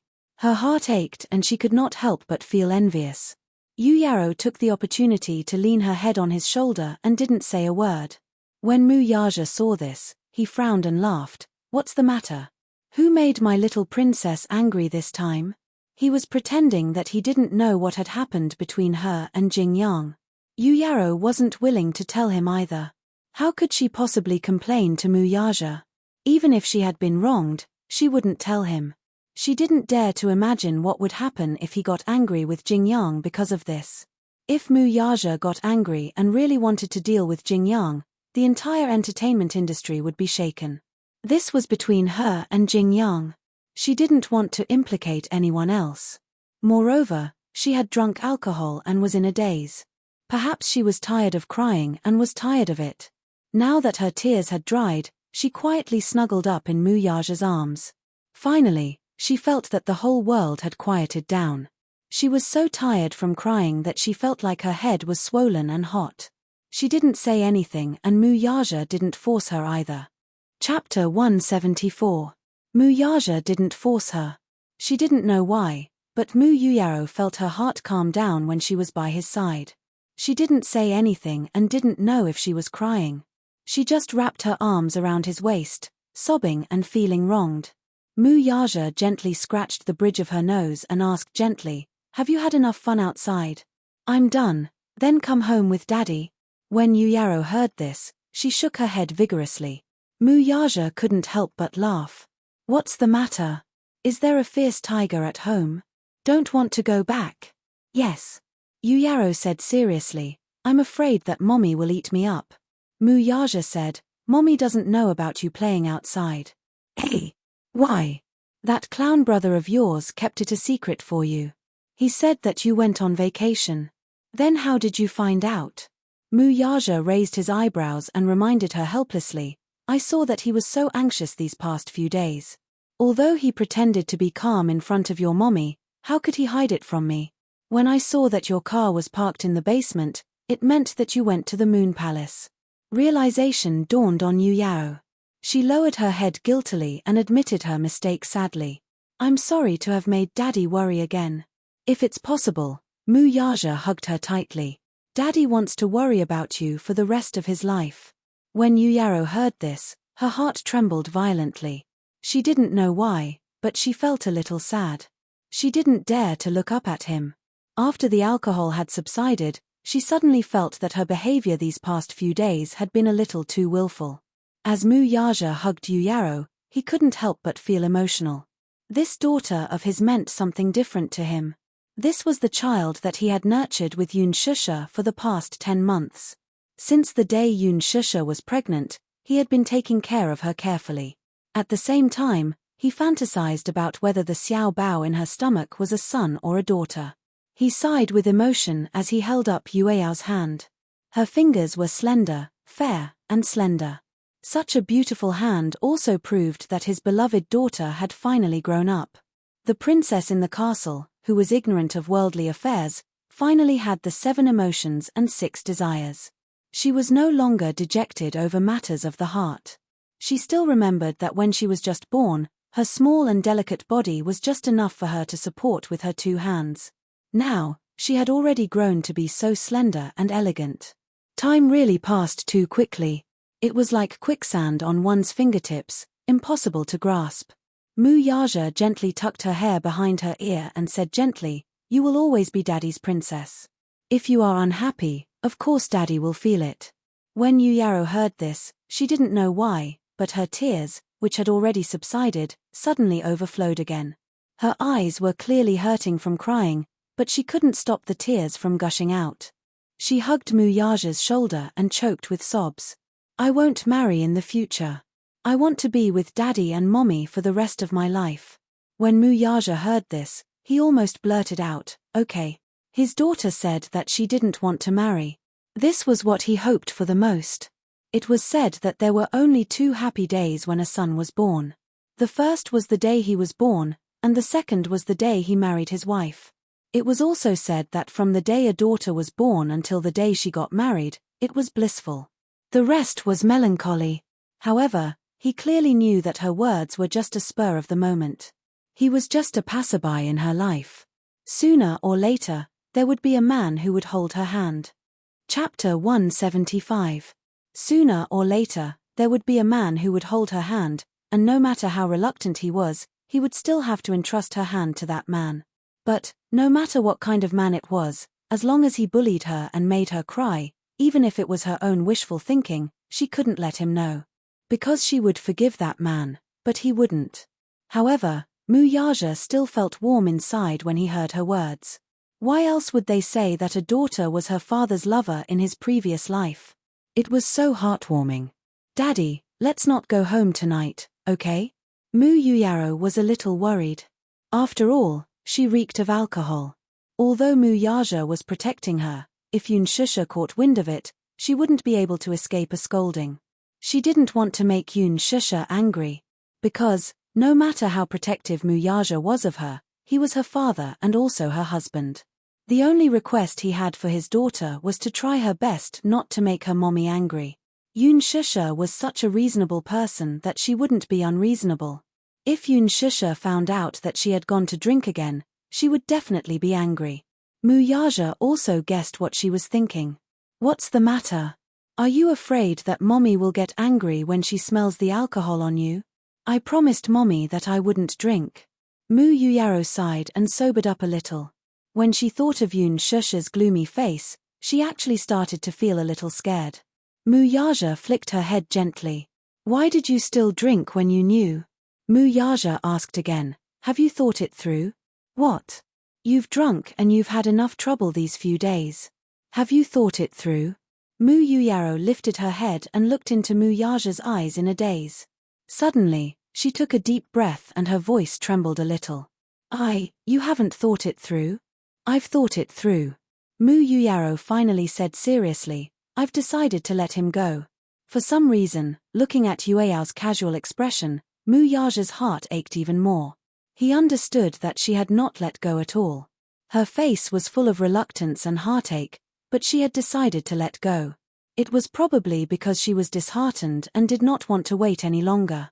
I know that there are some things that can no longer be undone, but I don't want him to trample on my pride anymore. Muyaja said indifferently, it's good that you've thought it through. Daddy, I really envy you and mommy. Muyaro sighed from the bottom of her heart. Your relationship with mommy is really good. I rarely see the two of you fighting. When I was young, I thought that if there was a man who could dote on me like how daddy dotes on mommy, I would be willing to do anything for him. Impossible. Why? Muyaro was a little puzzled and retorted, Daddy is not the only good man in this world. Muyaja smiled. But in this world, there is only one daddy. While Yuyaro was in a daze, Muyaja continued, in this world, there is only one mommy. The relationship between your mommy and I can't be replicated. Can't be replicated, it's the same for relationships. You can't use your request for daddy to ask another man. Muyaja's words had a deeper meaning. Yuyaro felt that his words were a little complicated and difficult to understand. Daddy, what do you mean? It's fine if you don't understand. Muyaja gently stroked her hair on her forehead. Go back to the room upstairs and sleep for the night. Come home with me tomorrow. Chapter 176. Yuyaro was so tired that she was barely conscious. She leaned on Muyaja's shoulder and nodded to herself. It was obvious that she was exhausted. Muyaja carried her, his heart aching. He walked out of the door and headed upstairs. The 5th floor and above were all private rooms. Muyaja had specially prepared a princess suite for Yuyao. No one else was allowed to use this room under any circumstances. However, the room would be meticulously cleaned every 2 days to keep it clean and tidy. After Muyaja carried Yuyaro into the room, she was already sleeping soundly in his arms. A certain man frowned in disdain. He despised the fact that his daughter reeked of alcohol and it was inconvenient for him to help her wash up. It wasn't as if he couldn't get someone to serve her. However, seeing that she was sleeping so soundly, Muyaja couldn't bear to wake her up. Hence, he laid her flat on the bed and covered her with the blanket, allowing her to sleep soundly. The next day, when Yuyaro woke up, it was already late in the morning. She opened her eyes and felt nauseous like a tidal wave. Yuyaro kicked the blanket away weakly. Just as she turned over, she felt a tremor in her body as if something was tumbling violently. She opened her mouth and almost vomited on the carpet. However, a hand had already passed her the rubbish bin in time. After Yuyaro finished vomiting, the foul smell from the rubbish bin made her almost unable to open her eyes. "Are you done vomiting?" A man's steady and powerful voice came from beside her. Yuyaro woke up abruptly and turned her head in embarrassment. She saw Muyaja looking at her calmly. "Daddy." Even though she had been vomiting like this for the past few days and had been drinking heavily, Muyaja suddenly felt embarrassed when he saw her vomiting in such a sorry state. Are you done vomiting?" "A little more." Muyaja didn't know whether to laugh or cry. He laughed and said, "Brew a little more." As he spoke, he placed the rubbish bin at her door. He sat at the side and didn't say anything, just looking at her. Yuyaro was embarrassed. She was disgusted by the smelly rubbish bin. She looked up. Muyaja thoughtfully handed her a glass of water. Yuyaro took it obediently and gulped down a big mouthful. She rinsed her mouth and immediately vomited. Muyaja glanced at her and asked, "Are you better?" "Much better. Do you want to take a shower or go straight home?" "Shower." She reeked of alcohol. She didn't notice it when she was drunk yesterday, but now that she was awake, she didn't feel well. "Go take a shower then. I'll wait for you outside." "Daddy." Yuyaro was a little embarrassed and said, "You won't scold me, right?" Muyaja looked up at her. After a long while, he said, "If you walk out of this room today and continue living like yesterday, Daddy doesn't recommend scolding you until you wake up." Yuyaro shuddered violently. Yunshusha had once told her that Muyaja was usually gentle to her, but when he got angry, he was 100 times scarier than her two brothers. Although she was spoiled and arrogant, she respected this father of hers very much. Of course, she had thought it through. She had been unable to recover from the setback for the past few days.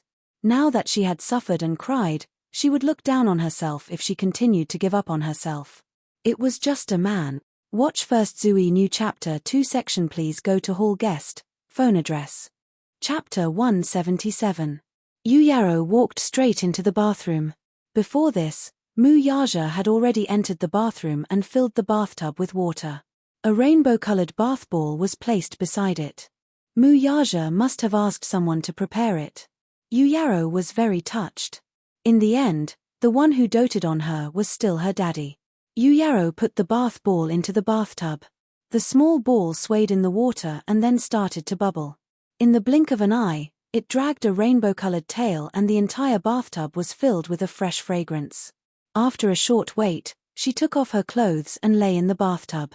She closed her eyes in satisfaction. She loved bathing the most. When she was in the bathtub, she felt as if she had emptied her mind and would not think about anything else. But at this moment, she still thought about a lot of things. She thought about her own stupidity and foolishness. She thought about how she had been like a fool for so many years, chasing after the light but not being able to catch it. Yuyaro took a deep breath of the mist and almost choked. Then, she let go of her hands and relaxed her body in an instant. But her eyes were still a little sore. She had let it go. Besides relief, there was also an inexplicable pain. If it was so easy to let it go, there would not be so much pain. Let it go then. Yuyaro cupped the water and gently covered her face. Let it go. Don't think about it anymore. With that, she immersed herself in the bathtub. Young miss, I'll put your clothes here. They have been washed and ironed for you. The room service staff gently placed a pile of soft clothes on the stool. The clothes she wore yesterday already reeked of alcohol and could not be worn again. Hence, Muyaja asked the hotel manager to personally choose a new set of clothes. After washing and ironing them carefully, they were sent over. Yuyaro wrapped herself in a bathrobe and held up the clothes. She asked doubtfully, "Where's Daddy?" "Chairman Mu is waiting for you at the clubhouse." "Okay, you can go out then. I'm going to change." "Yes. Young miss, if you need anything else, please feel free to let me know." "Got it." After everyone left, Yuyaro casually changed into a new set of clothes. She was very particular about what she wore. However, in the past few days after returning from Hong Kong, she had been singing, drinking, and living a life of luxury. Even she herself felt that she was neither a human nor a ghost. However, just like Mu Yaja said, when she walked into the bathroom and came out, everything would be clear. He had figured everything out. After Yu Yaro changed her clothes, she came to the clubhouse and saw Mu Yaja sitting on the sofa. There were several bosses drinking coffee in the clubhouse. When they saw Mu Yaja, they immediately went up to greet him. Mu Yaja looked indifferent. These men were begging and pleading for nothing more than that. Now that more than half of the Shengyu Financial Group's affairs had been handed over to Yun Tianyu, he could not be bothered to interfere. Thus, he leisurely played Tai Kai with them. When he saw Yu Yaro, he immediately asked, "Are you done?" "Yes."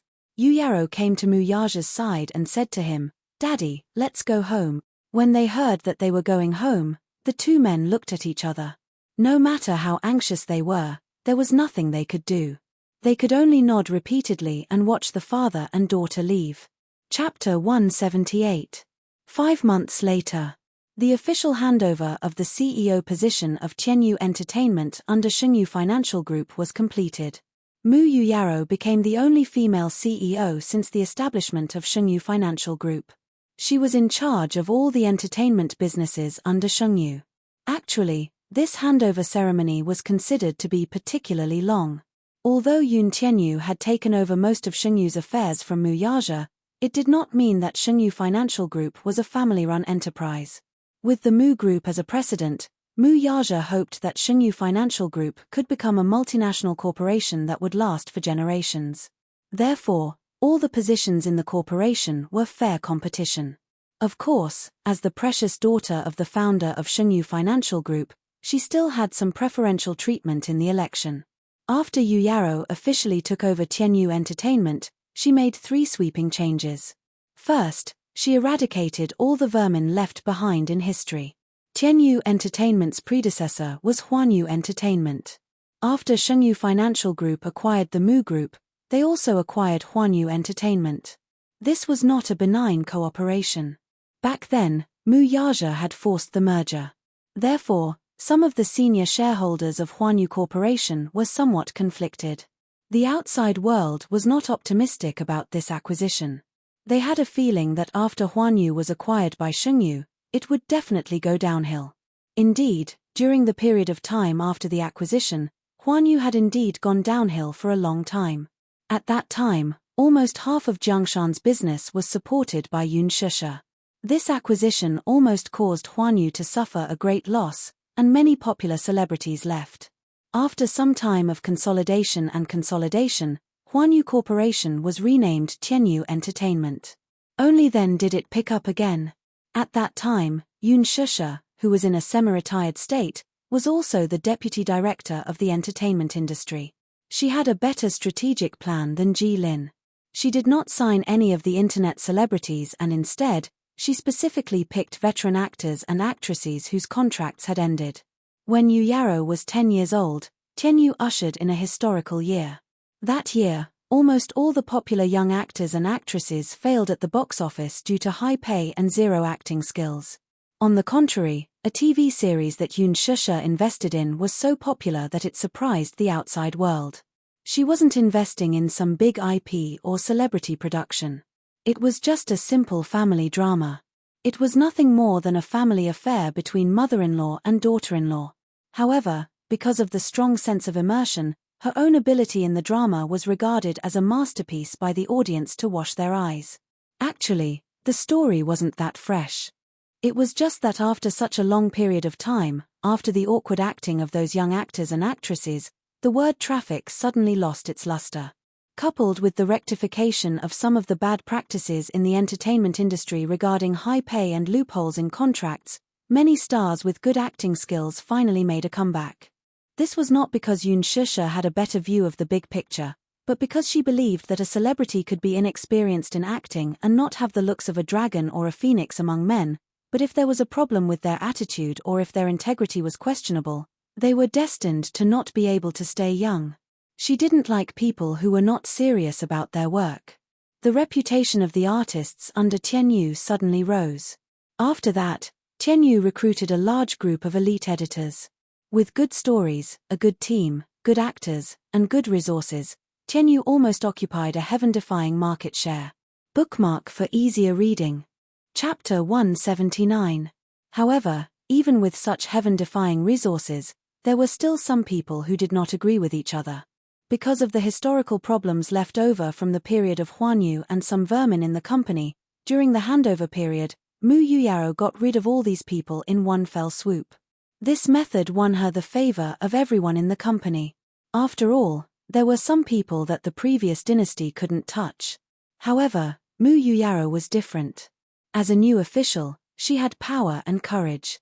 Originally, Yun Shusha didn't want Mu Yuyaro to handle the Vanity Fair. The Mu family was rich.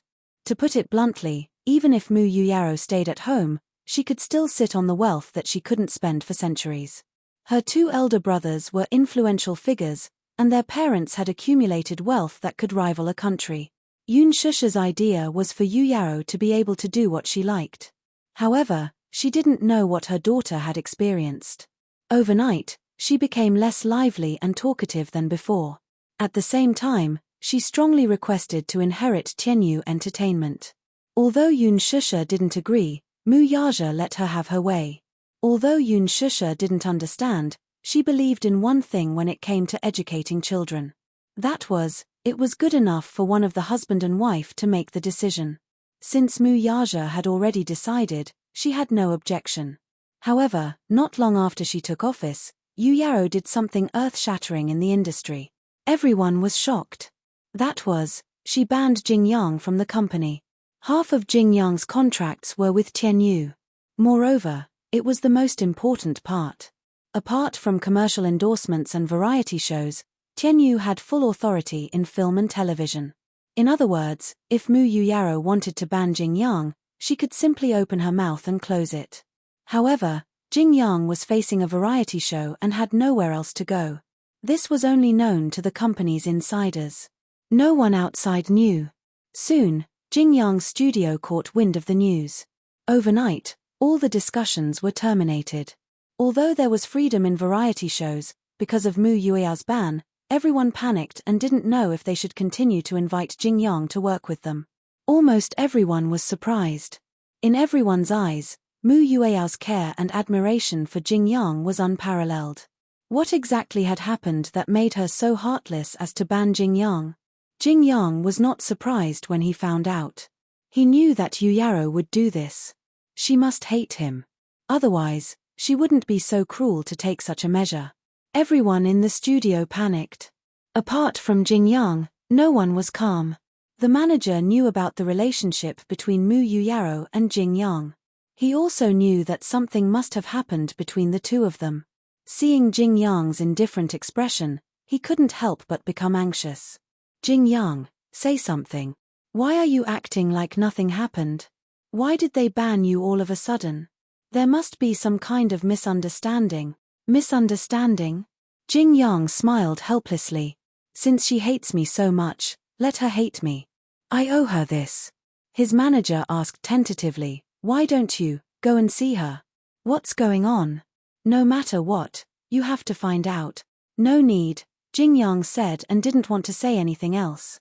Watch first episode Zui new episode chapter 2 section please go to Hall of Visitors, mobile address. Chapter 180. The door suddenly opened. A middle-aged man in a suit walked in. Even though he looked a little old, he still looked extremely handsome. His demeanor hadn't changed. He still looked as elegant as ever. When he walked in, everyone was silent. No one dared to speak. Jingyang still looked indifferent. When he saw the man, he looked up and said indifferently, Mr. Chen. Chen Yonke was the boss of Jingyang's studio. He was in charge of all the affairs of Jingyang's Asia-Pacific division. Chen Yonke glanced at him. Even though Jingyang looked like nothing had happened, it was impossible not to see the dispirited look in his eyes. He pretended not to see it and sat down opposite him. Pretending as if nothing had happened, he asked, what's going on? Nothing. Nothing. Chen Yonke sneered. Nothing. Did she help you ban you? The whole industry is saying that you offended the princess of the imperial family. She wants you to be kicked out. Jingyang remained silent. Chen Yonke looked around. The people around him immediately understood and left. When only he and Jing Yang were left in the room, Chen Yonke stood up and paced back and forth a few times. Finally, he said, Jing Yang, it seems like you haven't understood the seriousness of the matter. Now, you're going to be banned. This is such a big matter. Instead of resolving it, you're sitting here with such a face. What are you doing? What's the meaning of this? Jing Yang was still expressionless. She's the one who wants to ban me. I didn't beg her to ban me. Am I supposed to suck up to her and beg her to let me off and be merciful? Chen Yonke did not speak. After a long while, he smiled coldly. Others may not know the relationship between you and the Mu family's daughter, but I know it very well. You should know better than me what's going on, right? Jing Yang looked away. You're running away, Chen Yonke said mercilessly. Hurry up and go over. Whether you beg for mercy or be shameless, you have to resolve this matter as soon as possible. Otherwise, you can say that you're wasting all our energy and time. When Jing Yang heard that Chen Yonke wanted him to look for Yu Yao, his face darkened. Why? Of course you have to deal with your own problems. Don't tell me you want us to clean up after you. Jing Yang smiled. If she wants to ban me, it's just a matter of words. I can't do anything about it. You have a way. I didn't. Even if you don't have a solution, think of one for me. Jing Yang remained silent. Chen Yonke couldn't bear to see him like this. He suddenly walked over, stretched out his hand, and grabbed his collar. Now, think of a way, President Chen, don't force me. You think I want to? Chen Yonke said angrily, you know, when you set up your personal studio, I invested 20 million, and this is just the initial funds. Later on, I invested tens of millions, and this studio signed a contract worth hundreds of millions. Just because of your personal matter, all our hard work is going to go down the drain. Jing Yang, don't be too self-righteous and selfish. Chen Yonke roared, and Jing Yang was like a mute, unable to speak. I don't care how difficult it is for you. You must settle this matter for me. Do you understand? Chen Yonke let go of him and continued, you're not enemies. Why do you have to do this? Chapter 181. Jing Yang just stared at the cup on the coffee table and did not say a word. Chen Yonke knew that he was being very aggressive. But he knew what he was doing. Jing Yang was his artist and he knew his character very well. They had worked together for so many years and Jing Yang had made a lot of money for him. He would not make things difficult for him over such a small amount of money. He just couldn't stand it. They were not enemies. Especially after he came back from Hong Kong, he was always holding a ring in a daze. On the surface, he looked calm, but Chen Yonke knew that he must have been hurt badly. Jing Yang, are you suffering from self-abuse? Chen Yonke squatted down and looked at him seriously. But inadvertently, he noticed that the corners of his eyes were bloodshot. When he saw it, his heart ached and he was angry that he did not fight back. But he did not say anything. He felt that he had made it clear enough. You can either talk to her or just quit the entertainment industry. Don't waste everyone's time. Jing Yang said gloomily, don't worry, I will take care of it. Chen Yonke was stunned and suddenly snorted. This is your business. You have to be responsible for yourself. Put everything else aside. At the Moon Palace. Jing Yang held the business card. On it was the contact number of Tianyu Entertainment's public relations director, Han Kuyu. He also found out that Mu Yuyaro was entertaining at the Moon Palace through him. He did not know why he was in a daze. In his heart, Mu Yuyaro had always been a princess-like existence. She lived a good life and the word entertaining should be very distant to her. When he found out that she had taken over Tianyu Entertainment, he was a little surprised. But on second thought, as the CEO of Tianyu Entertainment, it was inevitable that she would have to entertain people. Jing Yang walked into the club and stated his purpose of visit. The manager looked very cold. President Mu is busy. It is not convenient for him to introduce you. Jing Yang turned around and wanted to leave. But he suddenly recalled Chen Yonke's words. He braced himself and turned around again. I have something important to discuss with her and I need to see her now. She won't see you. Jing Yang did not think much of it. You haven't told her. How do you know that she doesn't want to see me? The manager was speechless. He pinched his earpiece and walked to the side to report. Not long after, he walked over and looked Jing Yang up and down. He said coldly, "Come with me." Jing Yang followed the manager to the door of the private room. As soon as he pushed the door open, the originally quiet corridor reverberated with the music from the private room. The manager first went in to ask for instructions, and then Jing Yang went in. Just as he walked in, he saw Mu Yuyaro surrounded by several handsome men. On a small stage, a popular idol group was holding a microphone and singing a pop song. Jing Yang's sudden intrusion surprised everyone. The news of Jing Yang being blacklisted hadn't spread that far and wide. Other than the senior management, the artists under him hadn't heard much about it. Jing Yang was a popular idol. Compared to him, the idols in the room were considered juniors. Wow! It's Jing Yang.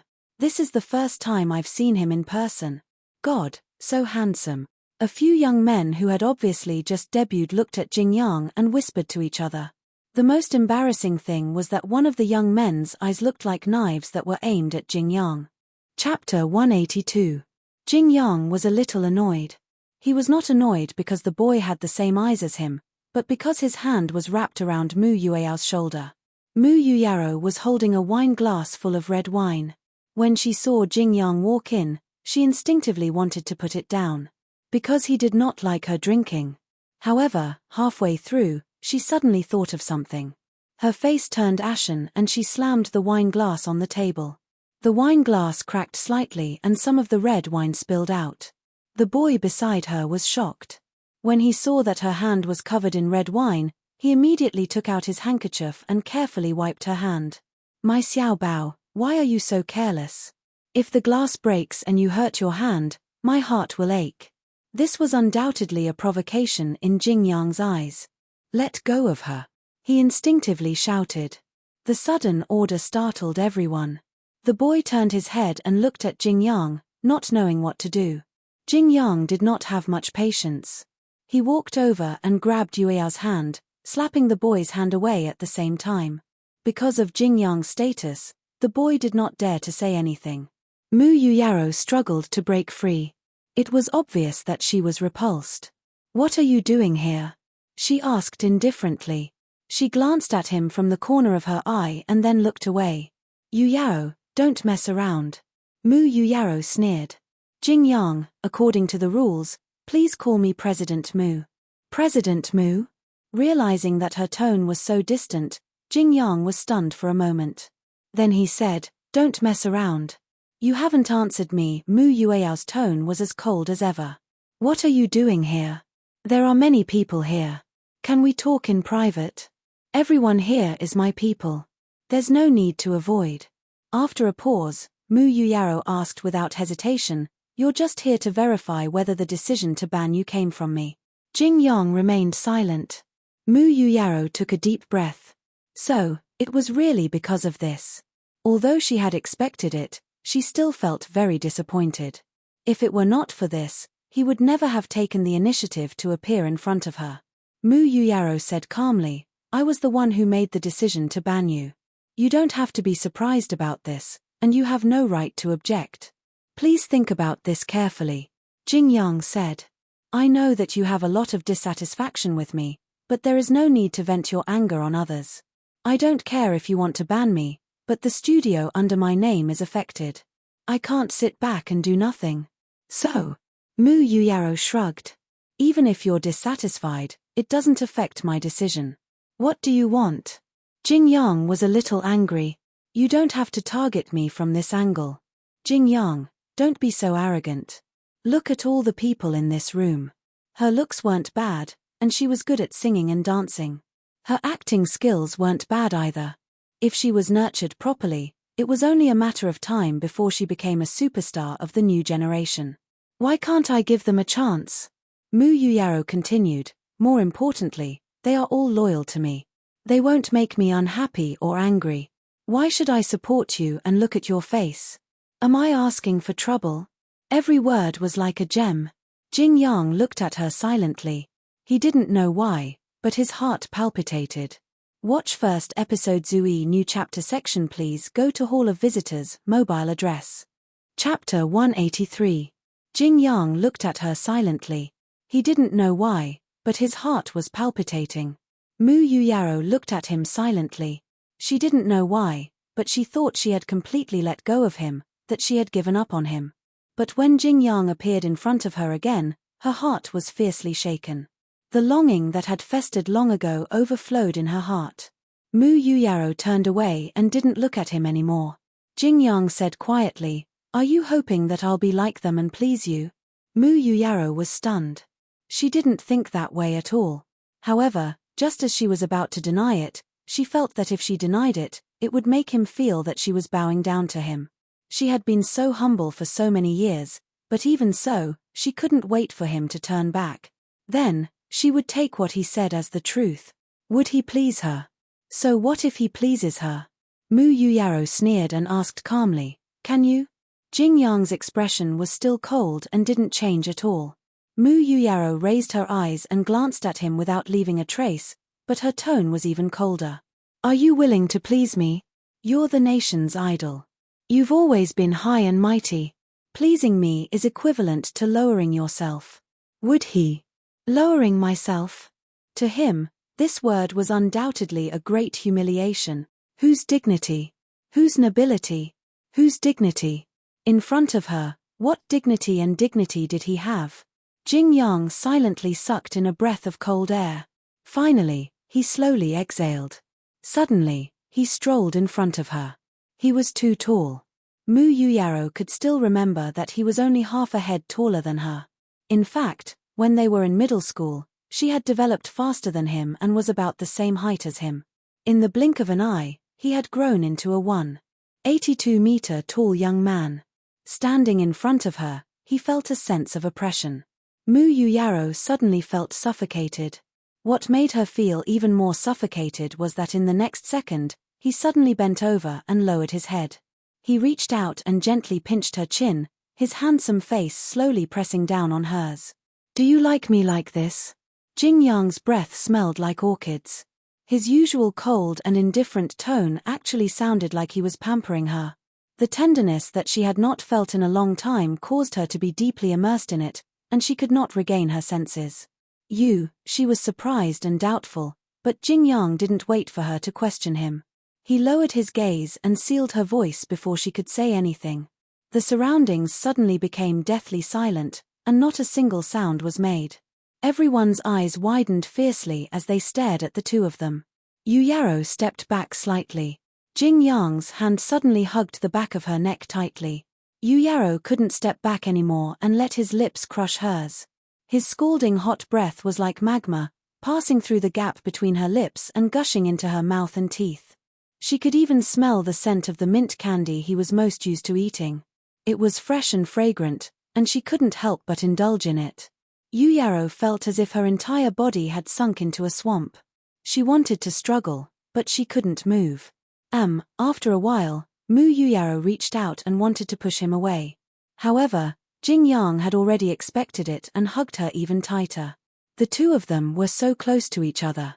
Mu Yuyaro had never thought that it would be such a scene. Watch first Zui new chapter section. Please go to hall guest, phone address. Chapter 184. Even though the two of them were so close to each other. However, there was still a trace of embarrassment in Mu Yueao's eyes. Earlier, she could clearly feel the warmth in his eyes, but now, it was only coldness. A sense of helplessness enveloped her. Mu Yuyaro asked impassively, "What do you want? Is this enough for you?" Jing Yang gently stroked her chin and narrowed his eyes. "Is this the kind of submission you want?" Submission? When Mu Yuyaro heard this, she felt as if a basin of cold water had drenched her from head to toe. She looked up in disbelief and stared at Jing Yang, repeatedly thinking about what he had just said. Did he think that she wanted him to submit to her? Mu Yueao's heart was really cold. Her lips parted into a cruel smile and a voice that didn't seem to belong to her escaped from her lips. "Are you here to persuade me to give up the ban on you?" Jing Yang remained silent, taking it as a tacit admission. Mu Yuyaro arrogantly tucked a strand of hair behind her ear. Suppressing the disappointment in her heart, she said coldly, "That will depend on your performance." Because of her overly strange tone, Jing Yang's expression immediately froze. Then, he smiled faintly and said, "I will definitely satisfy you, Chairman Mu." Chairman Mu, he actually used such an unfamiliar form of address. Mu Yuyaro smiled even more bleakly. "Don't disappoint me." Jing Yang lowered his head and whispered in her ear, "Tonight, Tonight." What did he mean? Mu Yuyaro didn't have time to think before he kissed her again. All her thoughts froze at this moment. In the hotel corridor, there were messy footsteps. Mu Yuyaro felt extremely drunk. However, in her memory, he didn't feel like he had drunk much. How could he be so drunk all of a sudden? She staggered as she walked, her hand held tightly by Jing Yang.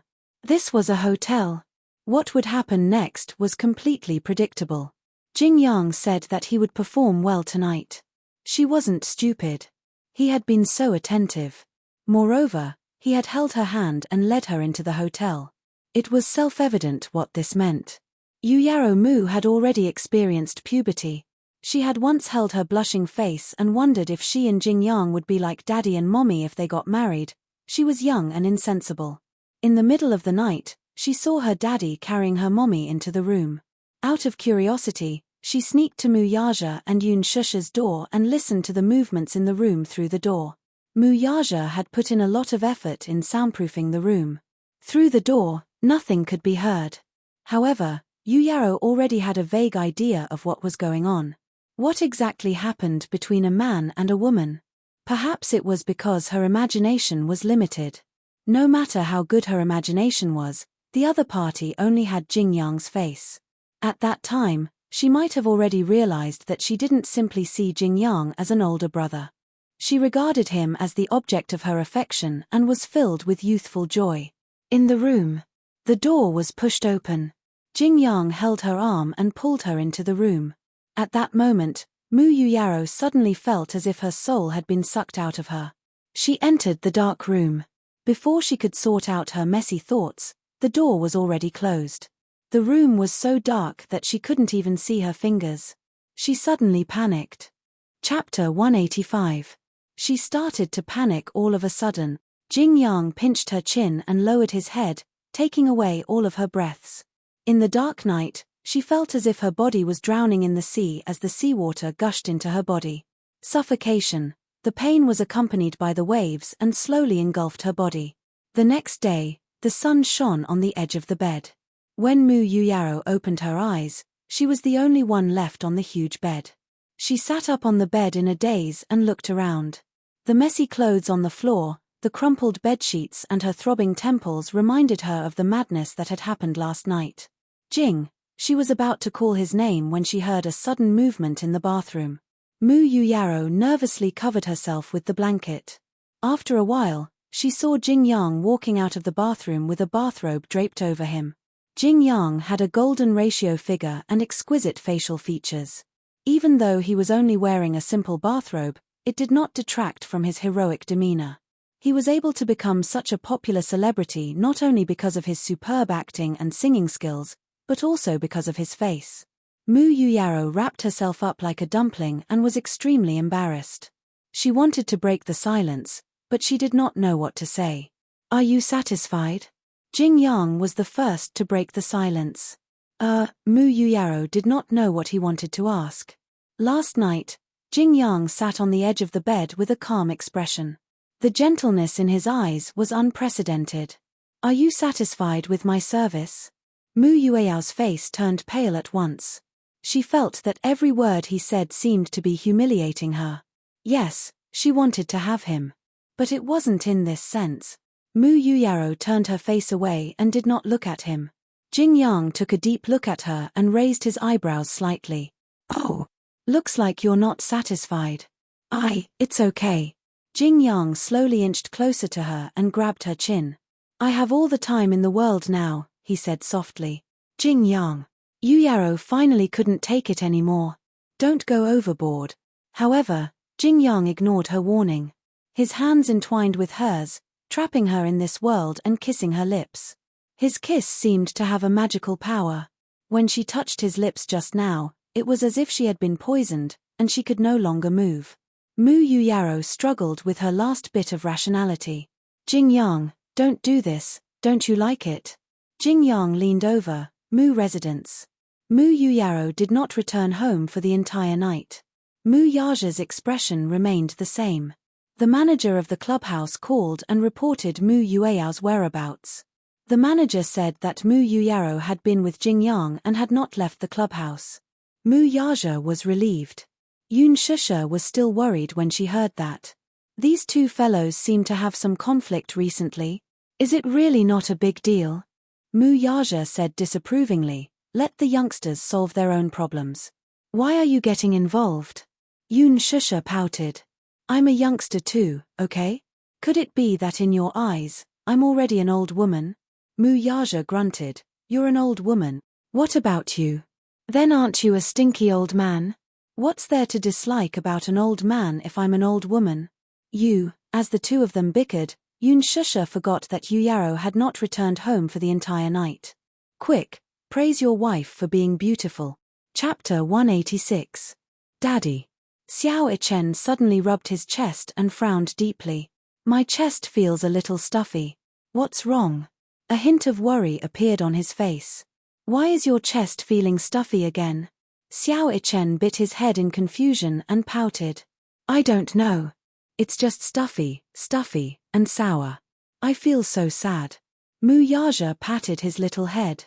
At that moment, there was a sudden commotion at the entrance. Oh my God! So beautiful. The end of the red carpet was once again crowded with enthusiastic reporters. Yun Shusha had an elegant and charming smile on her face as she held on to Jiyu Xingza's arm and gracefully entered the venue. When they appeared in front of the camera just now, there were countless stunned, jealous, contemptuous, and questioning eyes that fell on them from all directions. Especially when they saw Yun Shusha's eye-catching luxurious gown and the dazzling ruby necklace on her collarbone.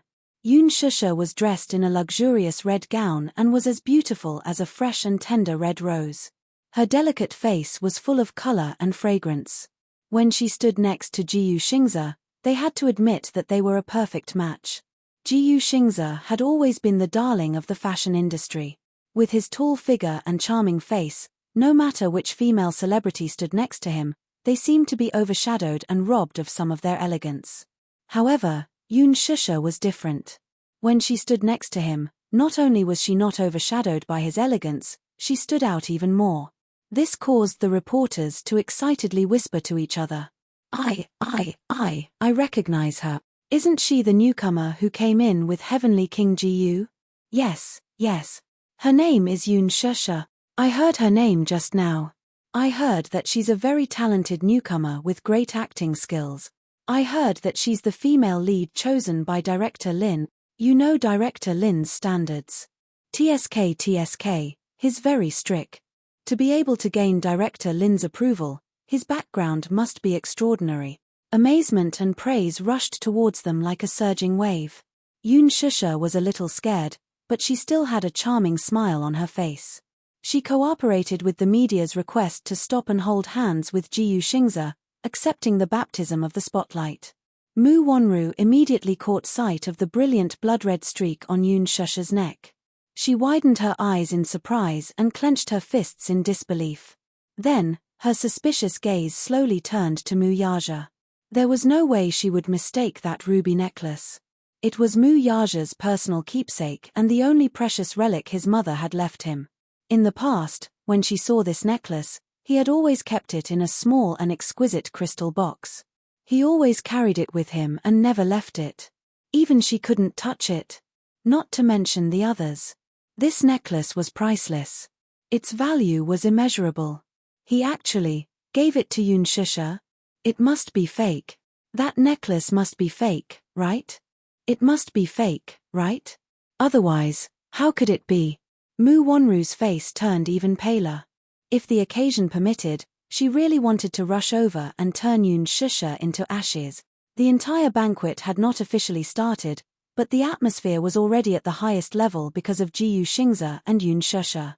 In the magnificent hall, the lights were intertwined.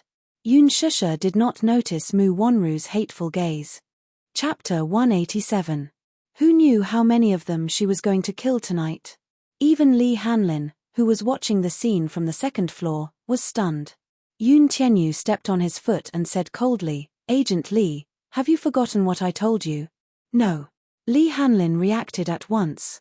Perhaps he was too shocked. He was so agitated that he almost dropped his expensive SLR camera on the floor. He broke out in a cold sweat. "Calm down." Yo-Yo looked at him speechlessly, as if mocking him for being inexperienced. "Director Yoon, oh, my God. Madam Yoon is so beautiful that time seems to have stopped." Lee Hanlin was deeply shocked by this beauty.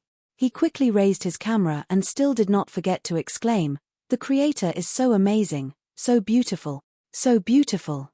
Of course, my mommy is a fairy who has descended to Earth."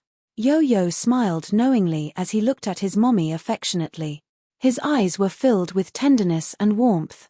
"Sister Jingtian, isn't that Yoon Shusha? Oh, my God. She's so beautiful in her gown." Tang Yu, who was at the VIP table, exclaimed when she saw Yoon Shusha. She nudged Lu Jingtian, who was toasting with others, in disbelief. The latter turned around unhappily and coldly said, "What's with the noise? Are you inexperienced? Seriously. Do you still remember her? She's the newbie that Director Lin has been grooming recently. The necklace on her neck is so beautiful. It's actually a pigeon's blood ruby." Lu Jingtian's heart skipped a beat. She followed Tang Yu's line of sight and was shocked, too. That necklace looks so familiar. She seemed to have seen it somewhere before and had a deep impression of it. Suddenly, a white light flashed in her mind. "Ah! This isn't." Lu Jingtian's eyes flashed with surprise and then a fire of jealousy ignited in her. That necklace was a one-of-a-kind item in the world. She had only seen it on Brother Mu's wrist before. She heard that this necklace meant a lot to him and was regarded as his life.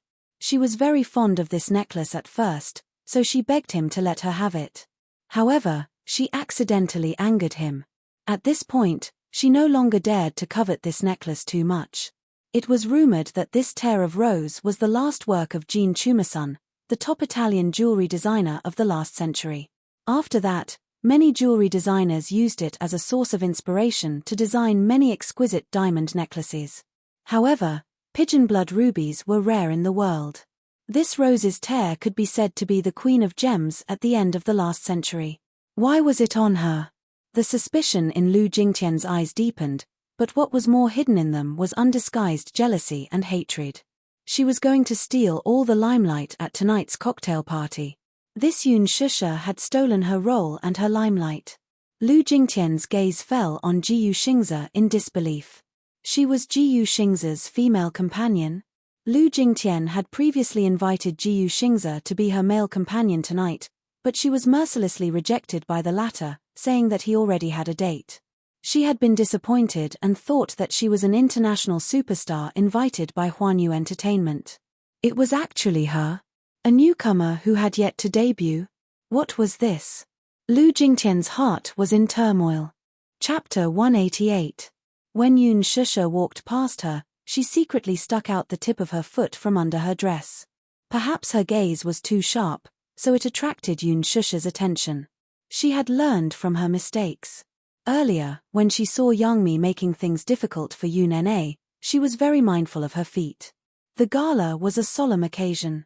Jiyu Xingze did not hesitate to use his popularity to promote her. Knowing how to cherish opportunities, she maintained the highest standards, be it her bearing or elegant expression. Yoon Shusha saw the hostility in her eyes and warily glanced at her feet. She quickly sensed that something was amiss. However, she pretended not to see it and nonchalantly held Jiyu Xingze's arm as they brushed past each other. Under her feet, a pair of slender 7-centimeter heels ruthlessly crushed the back of Lu Jingtian's feet. Before Lu Jingtian could see Yoon Shusha's embarrassing moment, she cried out in pain from her toes. Her forehead was instantly covered in cold sweat. Yoon Shusha's heels were very exquisite, especially the pair of long and slender heels. Coincidentally, Lu Jingtian had worn a pair of fishmouth heels to match her gown today. Yoon Shusha purposely aimed her foot at her exposed big toe. If she stomped on it with all her might, it would only be a small crack on her fingernail, but she was afraid that she would break her bone. The pain of having her bones broken was heart-wrenching. With this stomp, Lu Jingtian fell to the ground. Today, she had chosen a short gown, but for some reason, she did not wear any underwear. Not only did she tumble, but she also exposed her underwear in front of everyone. The sharp-eyed media quickly snapped a few high-definition photos of her, making her look awkward. She cried out in pain without caring about her image. She was in so much pain that she was drenched in sweat. She felt suffocated as her breathing quickened and tears flowed uncontrollably. Yun Shusha. Tang Yu, who saw this scene, was the first to jump out. She pointed at Yun Shusha and said fiercely, "Did you do this on purpose?" Yun Shusha, too, was stunned by this sudden accident. She covered her mouth helplessly and was momentarily at a loss of what to do. She was so frightened that she kept quiet. This accident caused quite a commotion. Jiyu Xingze shielded Yun Shusha behind him and glared at Tang Yu warningly. "What do you mean by this?" His eyes were unusually cold. For a moment, it was as if the temperature around them had dropped to the freezing point. Tang Yu was intimidated by his gaze. She restrained her fierce tone, but she was still indignant.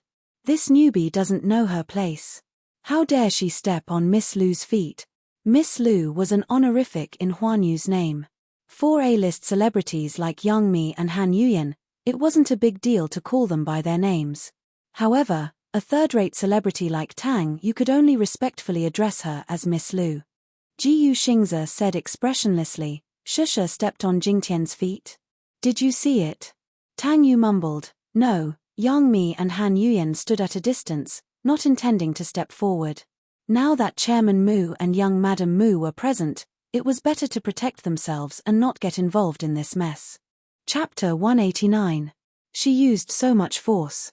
"Brother Xingze, I feel like my toes are going to break." Lu Jingtian lamented pitifully. I didn't." Yun Shusha tried to explain herself in a fluster, but she looked helpless as if she had no way to defend herself. Inside, however, she thought to herself, "My toes are definitely fractured. I know very well how hard she used. Even though I've always been compromising, it's all for Yo-Yo's sake. I'm not a pushover.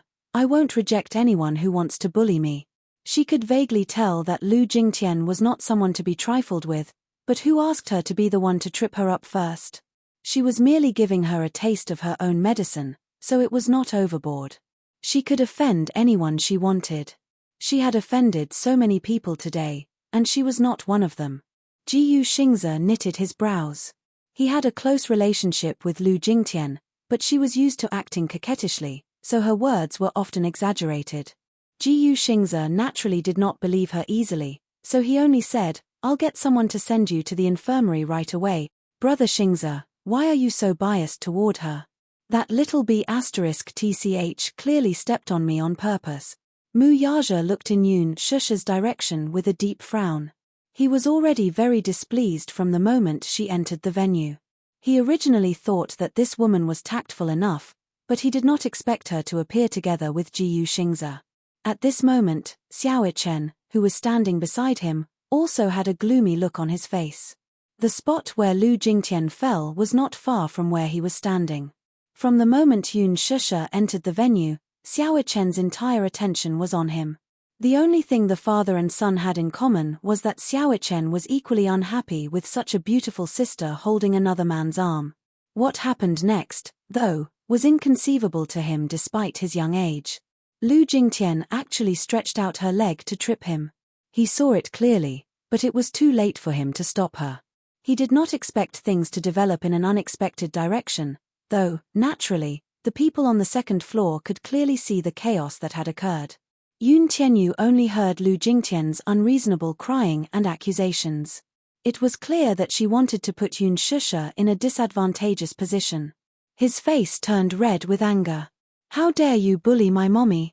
Agent Lee, what is this woman's name?" Agent Lee said bitterly, "I don't know." "Yo-Yo, didn't you do your homework before coming here? The female celebrities I like aren't from Huanyu." Li Hanlin said innocently with a pitiful look on his face. "But President Yun, I will investigate this matter thoroughly after the party ends." Yun Tianyu leaned on the railing and looked around for a while before anxiously saying, "No, I want to go down." Lee Hanlin, on the other hand, quickly picked him up. Director Yoon, stop messing around. You can't go now. Your identity cannot be exposed for the time being. No, this pretty sister didn't step on you. Just as Yoon Tianyu was worrying, a tender voice came from downstairs.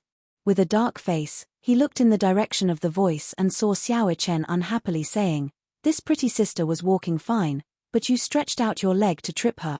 It's your fault." Yoon Tianyu's face darkened when he heard this. Pretty sister? This little brat actually called his biological mommy pretty sister?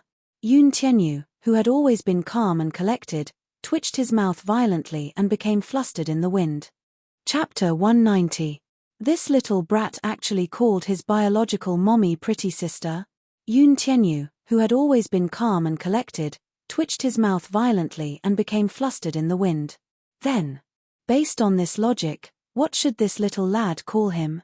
In his mind, he could not help but picture little Chen standing in front of him, bashful and childish as he called out to him, "Uncle." Yoon Tianyu felt as if he had been struck by a landmine. Why was his brother so stupid? He really despised him. Compared to Xiao Chen, he despised Mu Yaja even more. They had the same genes, so why was his brother's IQ worrying? In a way, Yoon Tianyu could be said to be the high IQ pillar of the family of four, holding up the average IQ. His thoughts paused for a moment and he harshly reprimanded himself for letting his imagination run wild. What family of four? He did not acknowledge his father and brother. His family only had his mommy and him. The rest did not count. Lu Jingtian was caught off guard by Xiao Chen's words. Her face darkened and she was embarrassed. She even forgot to cry and could only laugh awkwardly. Deep down, she hated this child, who had appeared out of nowhere, to the core. If it were any other child, she would have long flared up. Alas, the one standing before her was Mu Chen, the young master of the Mu group. Standing behind him was her beloved, Mu Yaja. No matter what, she had to be gentler to this child. The Mu family's love for this child was self-evident. What if she had to get along with him after marrying into the Mu family? She had to make this child like her, lest he become an obstacle to her marrying into the Mu family. She could only bear with the pain and smilingly said, "Baby Xiao Chen, you must have seen wrongly. How could I do such a despicable thing?" Xiao Chen looked at her with disdain and complained in his childish voice, "Daddy taught me since I was young that a man should be upright and take responsibility for his words. I'm not lying, it's clearly you who stretched out your leg to trip this pretty sister." Yoon Tianyu almost fell to the ground. This child looked cold on the surface, but when he spoke, it was as if he was in kindergarten. He thought that he had also inherited excellent genes and was as smart as him. He covered his face silently. Lee Hanlin nodded. "That's right. That's more like a 6-year-old kid. President Yoon, your IQ and EQ are already heaven-defying." Xiao Chen's words stirred up a commotion among the guests. Children's words are never fake. Moreover, for a prestigious family like the Mu Group, their upbringing must be very strict. Young Master Mu would never lie. "That's right. I also think that Lu Jingtian is targeting Yoon Shusha. It's inevitable for women to be jealous. Yoon Shusha is so glamorous tonight. She must have stolen the limelight from many people. Some people have been unhappy for a long time. They must want to see her embarrassed. Newcomers are always oppressed, especially newcomers like Yoon Shusha who haven't debuted yet. It's natural for her to be ostracized. I really feel sorry for her." Lu Jingtian was on the verge of tears. "I didn't." Chapter 191. Xiao Chen suddenly pointed at the camera at the side. "I see that this camera is facing you. Play the video back, and the truth will be revealed." With that, the little lad mysteriously pointed at Lu Jingtian and pretended to be cool. "There is only one truth." After saying this, he actually raised his chin in self-satisfaction, thinking that he had said something cool. Everyone fell silent. Even Yoon Shusha was stunned by Xiao Chen's amusing act. Mu Yaja could no longer maintain his calm composure, and his lips curled into a smile for some reason. Upstairs, Yoon Tianyu was completely petrified. Is he joking? Jiyu Xingze let out a fut as he was amused by Xiao Chen's amusing look. "Ha ha ha. The guests were also tickled by the little guy's adorable side. Yoon Shusha, who was standing among the crowd, looked at Xiao Chen. She wanted to laugh, but she could not bring herself to do so. This child was actually helping her. This was something she did not expect. Ever since this child was born, the mother and son had never seen each other. However, there seemed to be a faint bond between them. After all, blood was thicker than water. It was a bond that could not be erased. Could this be considered telepathy? What did this child call her just now? Pretty sister? Yoon Shusha could not help chuckling. When she first saw this child, he had an arrogant and cold expression, which was exactly the same as Mu Yaja's impression of him. He seemed unapproachable, but she did not expect him to have such an adorable side. Even though he and Yo-Yo were identical twins, their personalities were very different. Yo-Yo was a very gentle child. He was innocent, romantic, adorable, and heartwarming. Occasionally, he would show an astonishing maturity that made people want to rely on him. Xiao Chen, on the other hand, seemed to have inherited more of Mu Yaja's genes. On the surface, he looked deep and cold, but he could also reveal a rare adorable side. In life, he must be a very clever child, right? She had missed 6 years of his life, which was one of her biggest regrets. For a moment, the awkward atmosphere was diluted. Jiyu Xingze smiled as he secretly signaled his assistant with a look. The assistant beside him immediately understood and hurried forward to help the woman up, intending to take her to the infirmary. Lu Jingtian was throwing a tantrum, but Jiyu Xingze's assistant had his ways of calming her down with just a few words. Miss Lu, do you really want to make a big fuss? The camera was on just now. If you rewind it, you can clearly see what you did just now. Coincidentally, I also saw that scene just now. Xingze is just giving you a way out so that you can lie low for a while. After a pause, she asked, there are so many people here. Do you have to embarrass yourself? She was at a loss for words. I just can't stand her. Why should everyone revolve around her? Miss Yoon Shusha is Xingze's female companion at tonight's gala. He values her very much. Yet, you're making trouble for her. What are you doing to him? I have no intention of targeting Brother Xingze, he's just giving Director Lu face. Don't do this again next time. Sorry. She finally calmed down and allowed the assistant to help her to the infirmary. This storm had finally come to an end. Chapter 192. In the infirmary, Jiyu Xingze's assistant, Jin Yu, helped Lu Jingtian into the room. The bed closest to the door was covered in blood. On the bed lay an unconscious woman. Jin Yu was shocked by this terrifying scene. What's wrong with this person? She did not recognize the poor woman in front of her because the person on the bed was already beyond recognition. She did not recognize her, but Lu Jingtian knew who she was. Was it not her fault that Yoon Na ended up in this state? Her face was covered in blood. Even though they had taken measures to stop the bleeding, blood still seeped out of the wound. It was a horrible sight. The infirmary had only done some simple treatment. In a situation like Yoon Na's, she still needed to be admitted to the hospital for treatment. Her face was beyond recognition. She was really beyond recognition. For a woman, her life would be completely ruined if her face was in such a state. A cocktail party had completely ruined her bright future. Lu Jingtian had been heavy-handed, but she did not expect this to happen in a fit of anger. For a moment, she was a little shocked and regretful. Therefore, when she pushed the door open and saw Yoon Na's miserable appearance, she felt a little guilty. She did not mean to hurt her, but this woman was too shameless. In her anger, she lost her mind. By the time she came back to her senses, her face was already disfigured. Although the eyebrow shaver was small, it was sharp enough. The wound on her face was not deep, but there was a lot of blood. More than a dozen scratches were densely packed and crisscrossed, making it look shocking. However, she had already called her father. Soon, he would send someone over to deal with this matter. When the matter was exposed, at most, they would have to compensate a few 100,000 yuan, appease the family's emotions, and suppress the limelight. This matter would be over just like that. If Yoon Na wanted to make a big deal out of this matter, she could bribe a substitute to take the blame for her, and this matter would end there.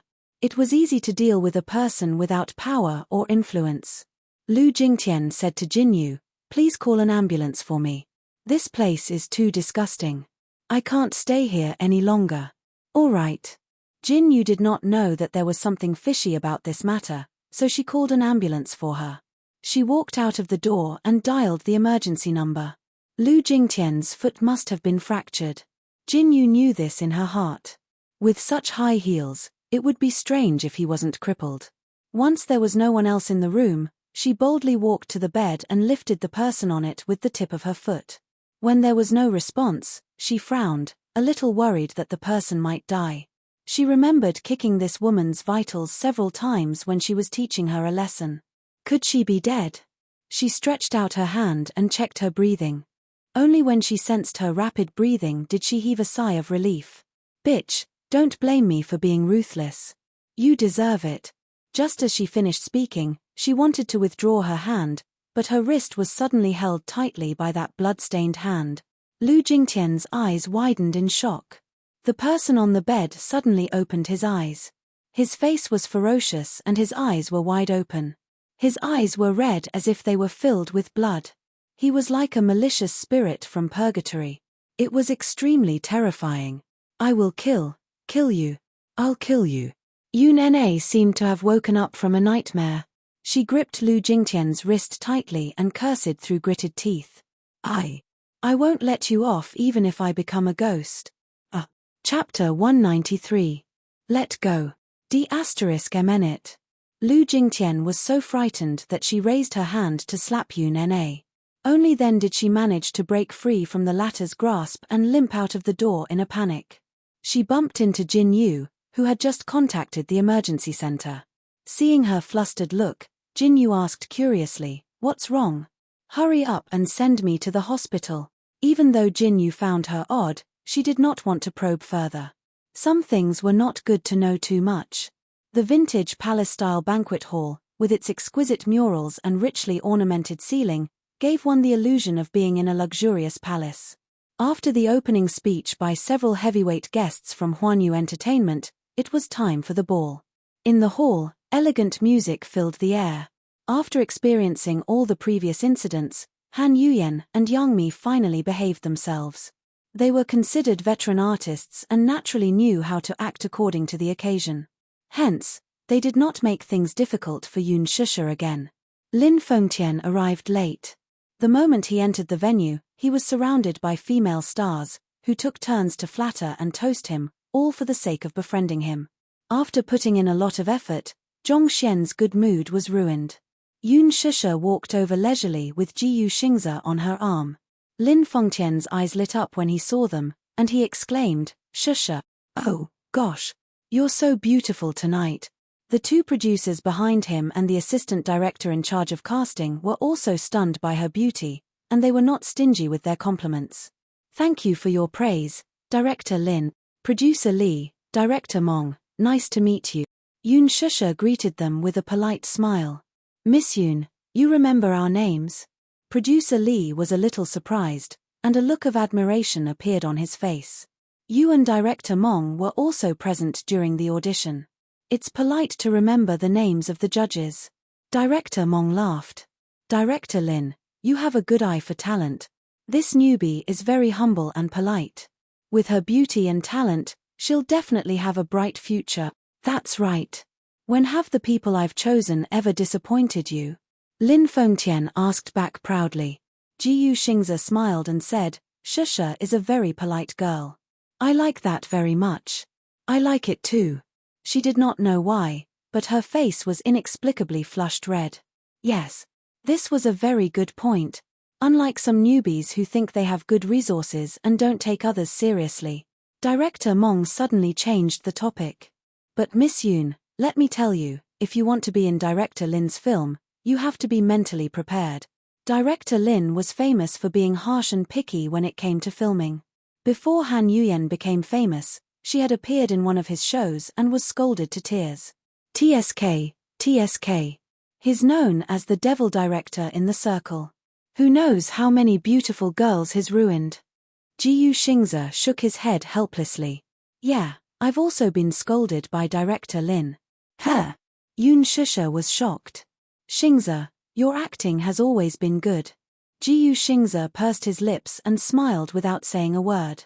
Director Mong laughed and said, Xingze had just debuted not long ago. When he appeared in director Lin's show, he was also scolded badly because of one look. Lin Fengtian snorted coldly. Xingze is so popular now. Doesn't he have to thank me for recognizing his talent? Chapter 194. Director Lin is very strict when it comes to filming. It's out of respect for his career.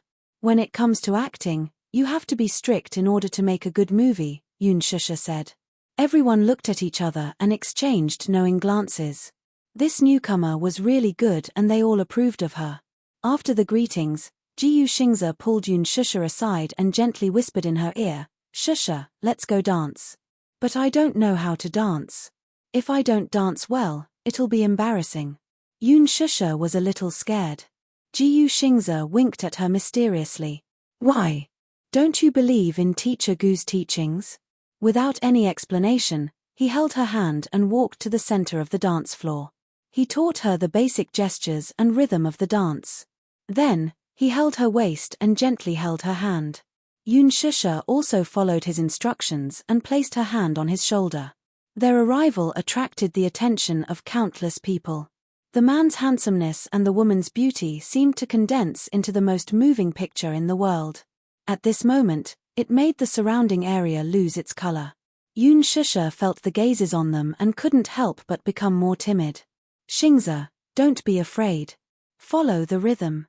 In the VIP seats, Mu Yaja held a wine glass in one hand and his cold gaze fell on the couple in the middle of the dance floor. His eyes slowly condensed into a vicious fog and the joints of his fingers holding the wine glass gradually stiffened. Xiao Chen sat at the side and stared fixedly at Jiu Xingze and Yoon Shusha.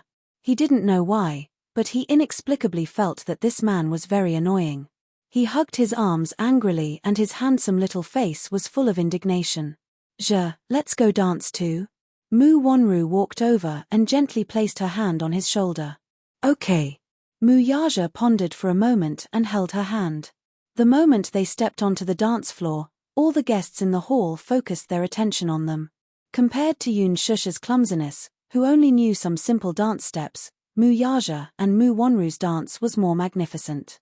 As an upper-class noble, they had been taught from a young age that bearing and dancing were important and inseparable. The elegant dance steps were in tune with the brisk melody, and the exquisite suit set off the man's tall and slender figure. Mu Yaja's graceful dance was captivating. Oh my God, Chairman Mu is so handsome. As expected of the richest family in the capital, even their dancing is so outstanding. His face is like a god's, how can it be so perfect? Boo-hoo.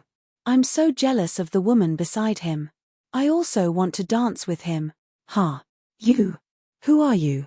Stop daydreaming. It won't be your turn. Yoon Shusha couldn't help but be distracted. She glanced at Mu Yaja from the corner of her eye, and her expression couldn't help but wander and drift. She was looking at him, but he wasn't looking at her. His handsome side profile looked so arrogant and unapproachable. She accidentally stepped on the tip of Jiu Xingze's shoe. Ah! She exclaimed and looked up apologetically. Her face instantly turned red. I'm sorry. It hurts, Shusha. Jiu Xingze raised his eyebrows helplessly. Where are you looking? Dancing requires full concentration. Otherwise, you'll mess up the dance steps. She nodded absent-mindedly, but she didn't seem to have any intention of continuing the dance. Her heartbeat was suddenly disrupted. Chapter 195. It was as if her entire focus had been taken away by that man. In a moment of absent-mindedness, she accidentally repeated the same mistake. History was repeating itself. Yoon Shusha lowered her head and looked at Jiu Xingze's handmade leather shoes that she had trampled on twice. The guilt in her eyes seemed to overflow. Shusha, you're distracted. Jiu Xingze frowned and slowed down the rhythm. I didn't, she weakly defended herself. She was also very upset. Why was she suddenly distracted? The scene of Mu Yaja and Mu Wonru dancing together just now was like a thorn that pierced her heart. It was painful and itchy. Yoon Shusha looked up and was still fretting over how to explain herself. Suddenly, from the corner of her eye, she saw Mu Yaja holding Mu Wonru's hand and approaching her. Before she could be surprised, she saw Mu Yaja's hand gently push Mu Wonru's waist. He naturally reached out to take Yoon Shusha's left hand and pulled her into his embrace. Before Mu Wonru could react, she was instantly pushed to Ji Yuxing's side. When she finally came back to her senses, she saw that Mu Yaja had already walked to the center of the dance floor with Yoon Shusha. In a fit of anger, she couldn't flare up on the spot. After all, there were many important guests present. She had no choice but to reluctantly maintain her smile. She turned to look at Ji Yuxing's and extended her hand. However, Ji Yuxing's didn't look at her. Instead, he stared coldly in the direction of Mu Yaja and Yoon Shusha. His expression was slowly freezing. Xingze, Mu Wonru couldn't help but feel a little awkward. In any case, let this dance continue.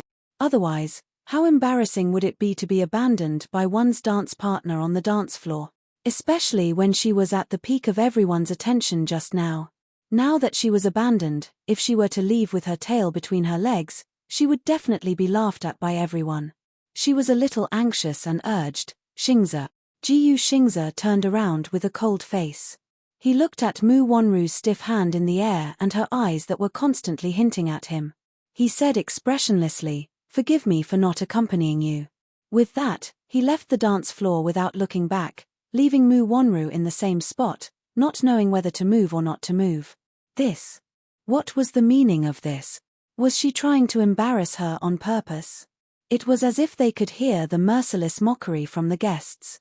I've been abandoned, so the so-called young Madame Mu is nothing more than this.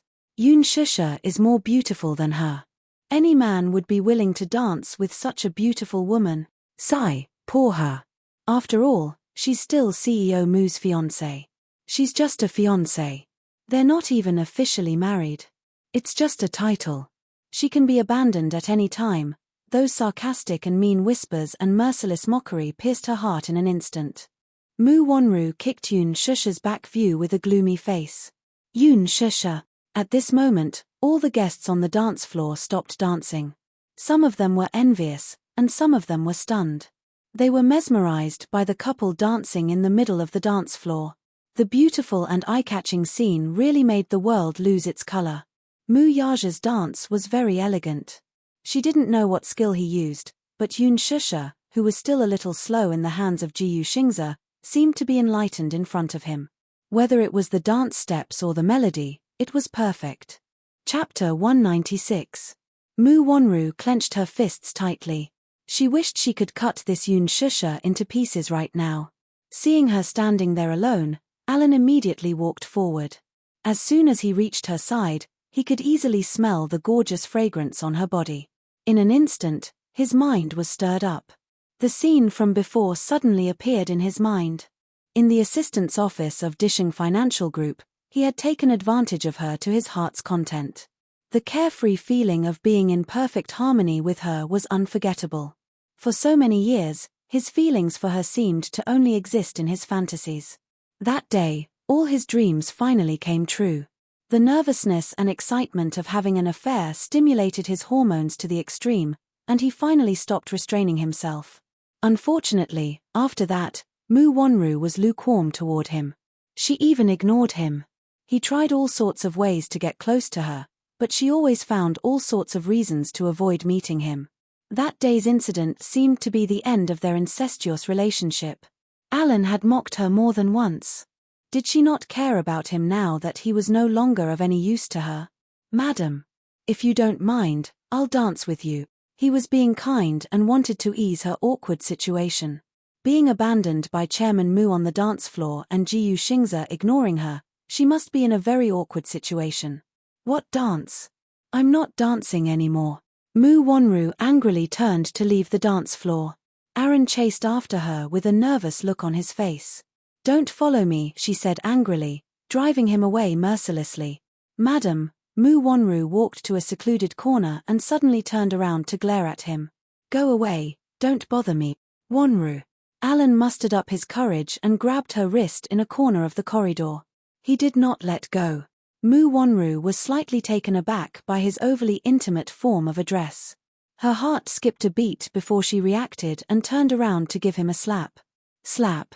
It was a crisp and clear sound. Why are you calling my name? Are you afraid that others can't hear you? Aren't you afraid of gossip? Alan said confidently, I'm not afraid. I'm afraid. Mu Wonru tried her best to suppress her anger and pretended to be calm. Alan, you have to know who you are. I'm still Chairman Mu's fiancé, and you're my fiancé's assistant. Please show some respect. Ellen stared at her, but he didn't say anything for a long time. His eyes were burning. Let go. You. Let go of me. Mu Wonru panicked. She reached out her hand to break free. Her face was filled with anger. What do you want? Ellen said with a lonely expression. Are you going to cut ties with me now? What do you take me for? As if struck by lightning, Mu Wonru immediately requested, that matter, please forget about it.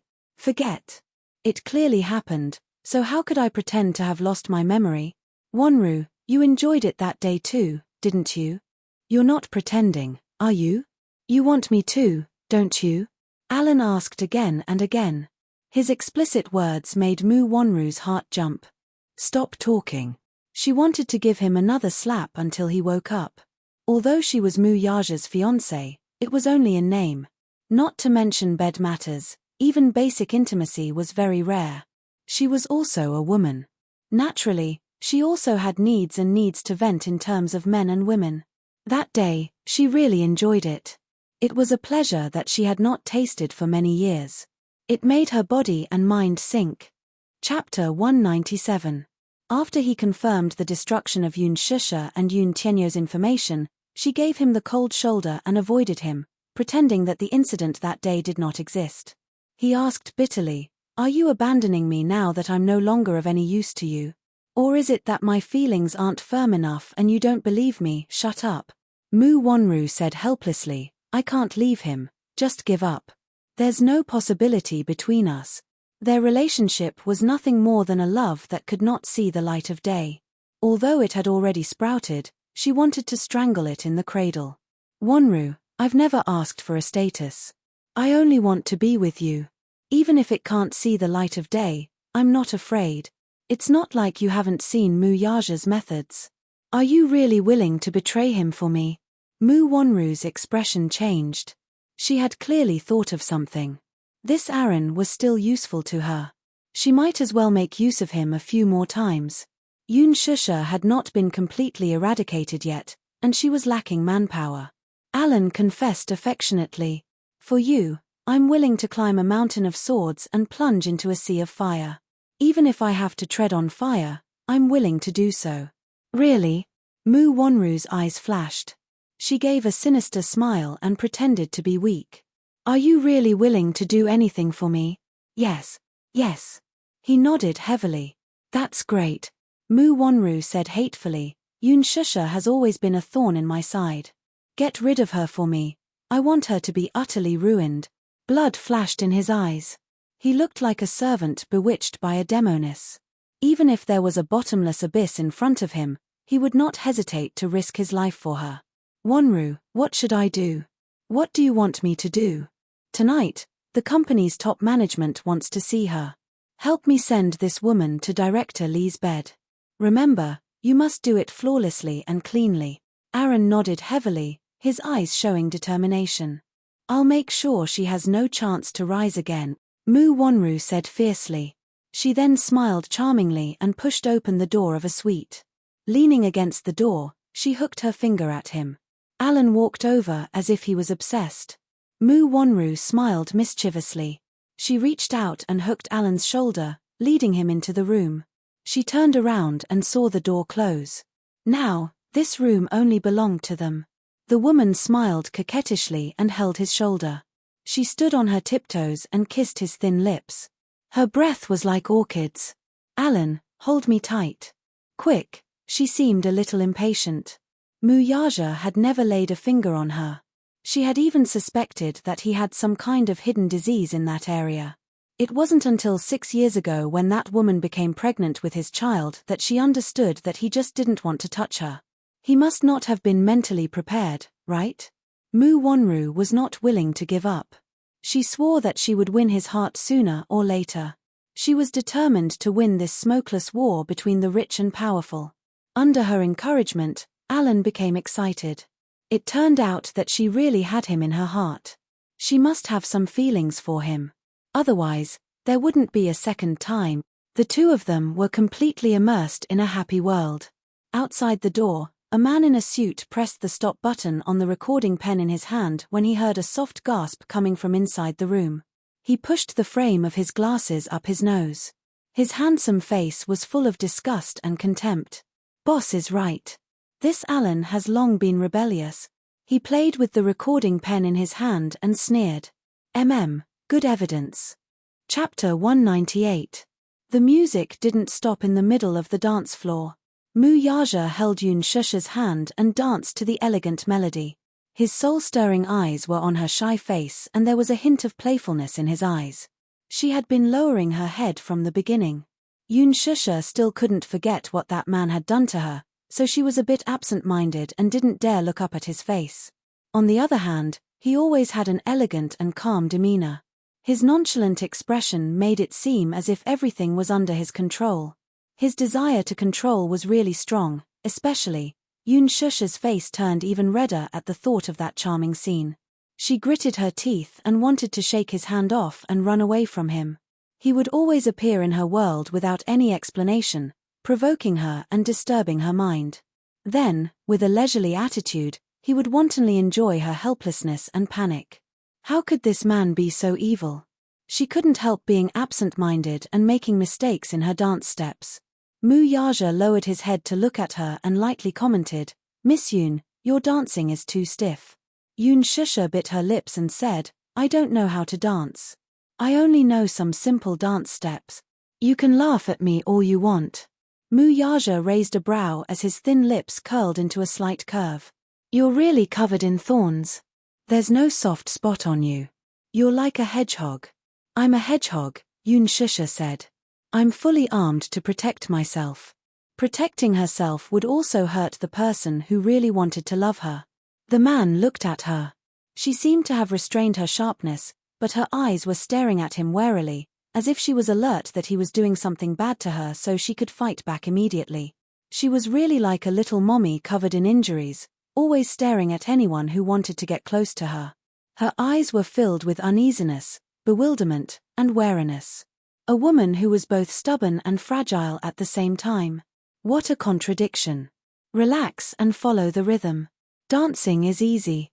On the second floor, Yun Tianyu was so angry that he stomped Li Hanlin's foot when he saw this scene.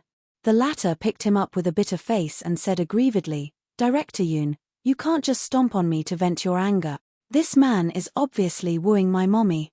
I won't allow it. I won't allow it." He wanted to stop this man. His mommy was his and his alone. How could he allow anyone to barge into their world and call himself king? Usually, Yun Tianyu was unruffled as if everything was under his control. However, when it came to his mommy, he always lost control. In front of outsiders, he could be indifferent and calm. However, in front of Yun Shusha, he was just a little lad who had yet to grow up and was only willing to be his mommy's warm little jacket. "Director Yun, please calm down." In the VIP seats, Xiao Chen downed an entire glass of fruit juice. He was clearly feeling down. Looking at Yun Shusha, who was in the middle of the dance floor, he wished that he could grow up quickly and become a tall man like his daddy so that he could dance with this beautiful sister. Chapter 199. His thoughts seemed to be drawn as those fragmented dreams flashed in his mind. In his dreams, he seemed to see a little boy who was about the same age as him. His facial features were exactly the same as his, with soft hair and handsome eyebrows. However, that delicate and pretty face seemed a little indifferent. In his dreams, he was always standing far away from him with a cold face. With his back facing him, he walked forward silently. The images were so real that they seemed to be within reach. He always chased after him recklessly, but no matter how he walked or ran, he could not catch up. As he walked further and further away, he woke up from his dreams in fear. When he woke up, his whole body was covered in cold sweat. The realistic dream made him feel as if he had overdrawn his energy. There were a few times when he dreamt that the little boy was lying on a bed. His soul seemed to have been substituted into this body, and he could not move. A woman sat by the bed. The outline of her face was indistinct, and he could not see it clearly. He could only vaguely make out her gentle eyes. She kept caressing his face, and her eyes were as gentle as water. That dream was long and torturous. When he woke up, he felt that his limbs were extremely heavy and his head was dizzy. The family doctor diagnosed him with a high fever for no apparent reason. Coming back to his senses, Xiao Ichen stared fixedly at Yun Tianyou's face.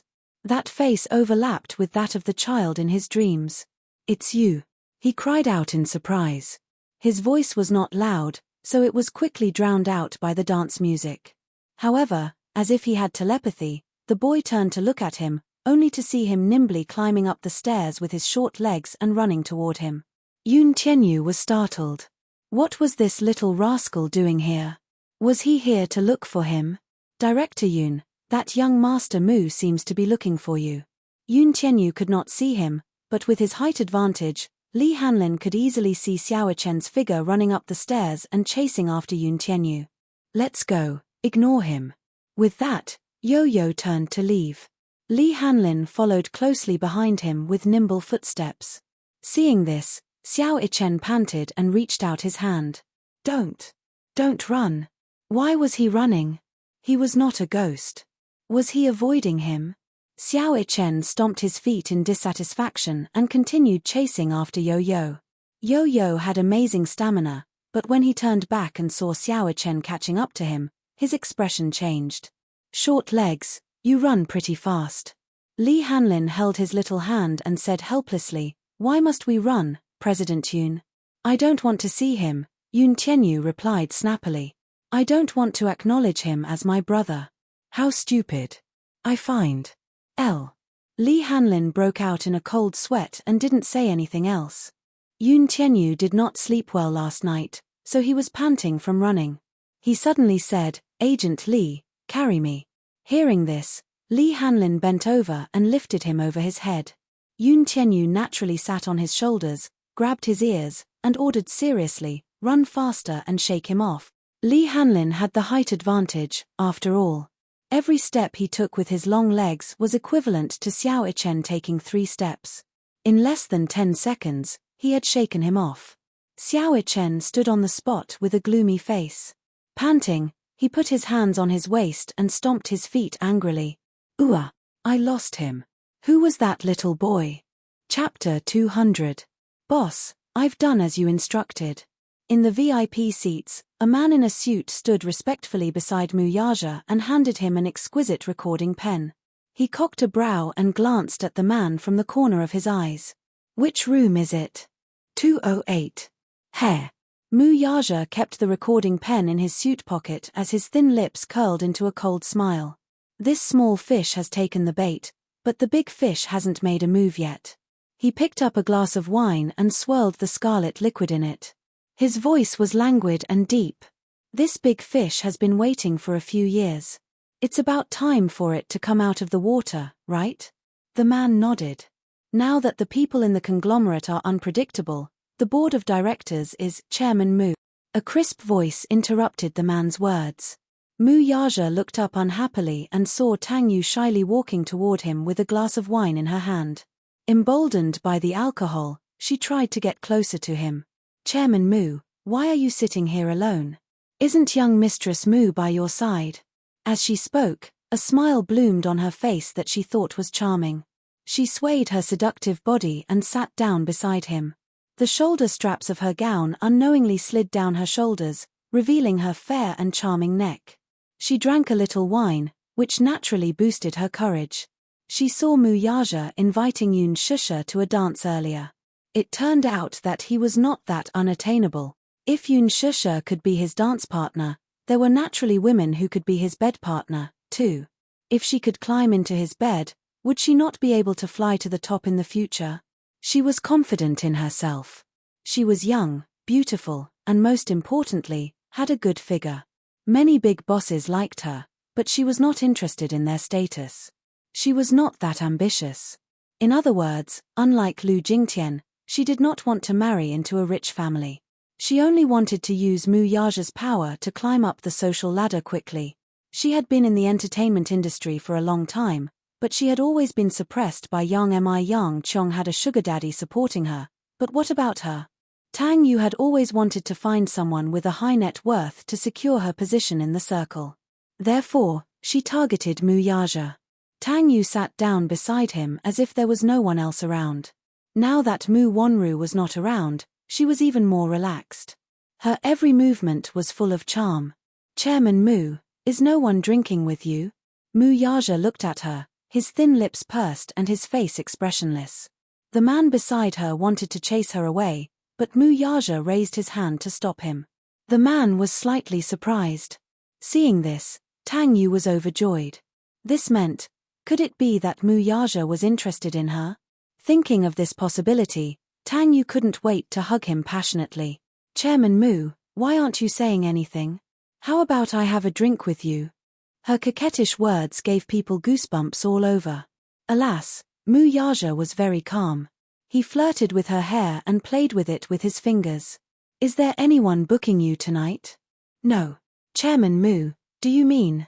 Her heart thumped wildly, and she was extremely nervous.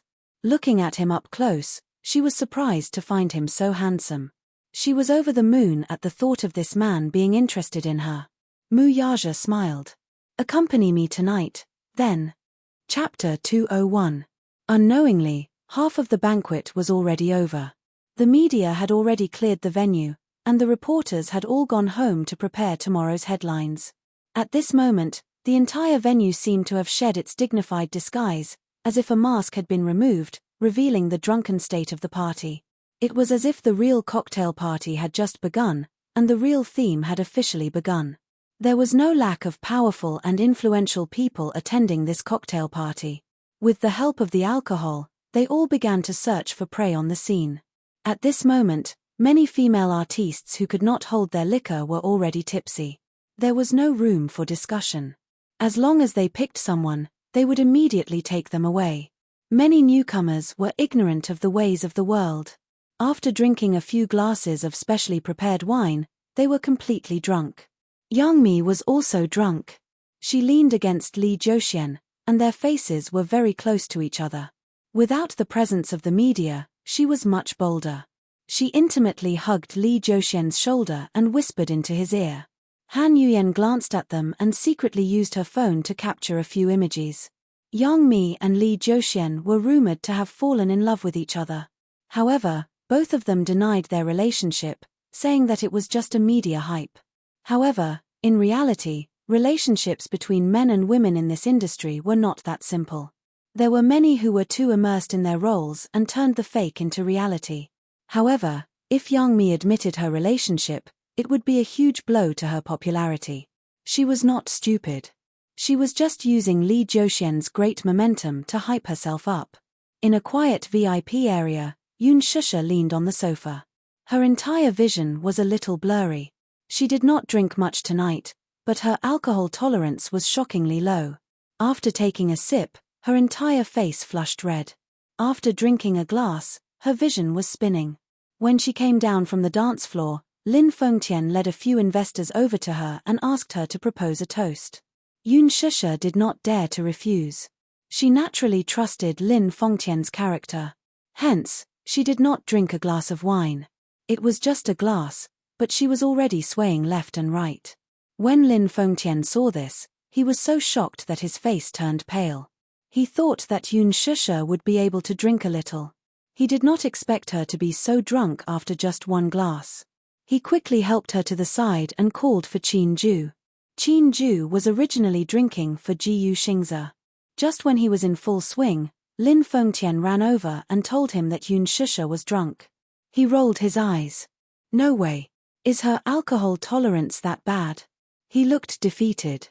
His life as a manager was really tough. Not only was Jiyu Xingze not a good drinker, but he also had to help Yun Shusha clean up the mess. He sighed, but there was nothing he could do. Qin Ju was very fond of Yun Shusha, so he rushed over. Sure enough, she was in a daze. Let's send her back first. Lin Fengtian, who was standing at the side, lost his temper and was speechless. All right, Director Lin, I'll have to trouble you to help me deal with this. Lin Fengtian waved his hand disdainfully at him. Qin Ju walked out of the hotel with Yun Shisha in his arms. A man who looked like a concierge immediately came forward and said enthusiastically, "Sir, would you like me to arrange a special car for you?" "Yes. Hurry up and arrange a car to send this lady home." Qin Ju nodded and did not think much of it. The concierge immediately took out his walkie-talkie and seemed to be making arrangements for him. Chapter 202. The car arrived quickly.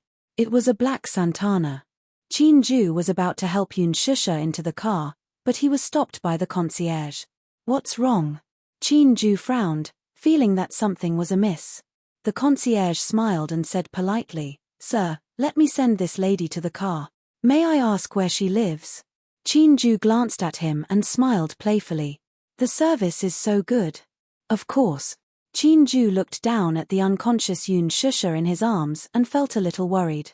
If possible, it would be best to send her back personally.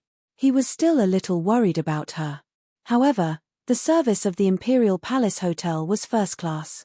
He naturally trusted it and didn't suspect anything. He had seen her resume and knew where she lived, so he gave him the address. "Then you can send her home personally. Golden Star City International Apartment. When you reach the door, please help this lady upstairs." The concierge bowed elegantly. "It's my honor. I will send this lady home safely."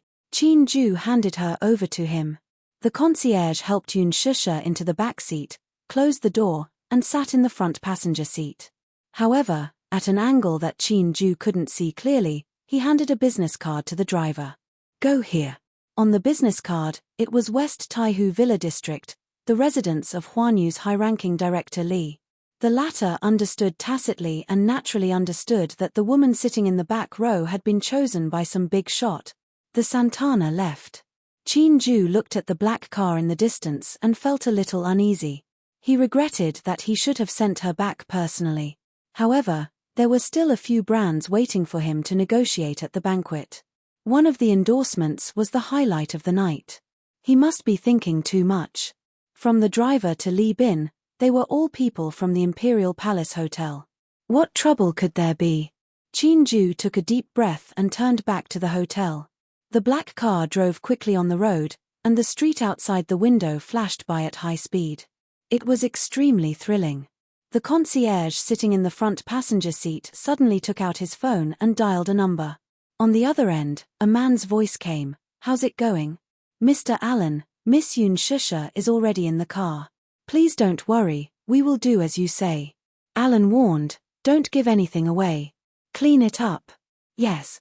The concierge hung up the phone and looked at the person in the back seat. He saw Yun Shisha leaning against the car window with her eyebrows knitted. She was obviously uncomfortable.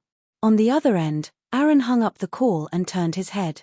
He saw Mu Wonru standing in front of the dressing mirror, meticulously applying her makeup.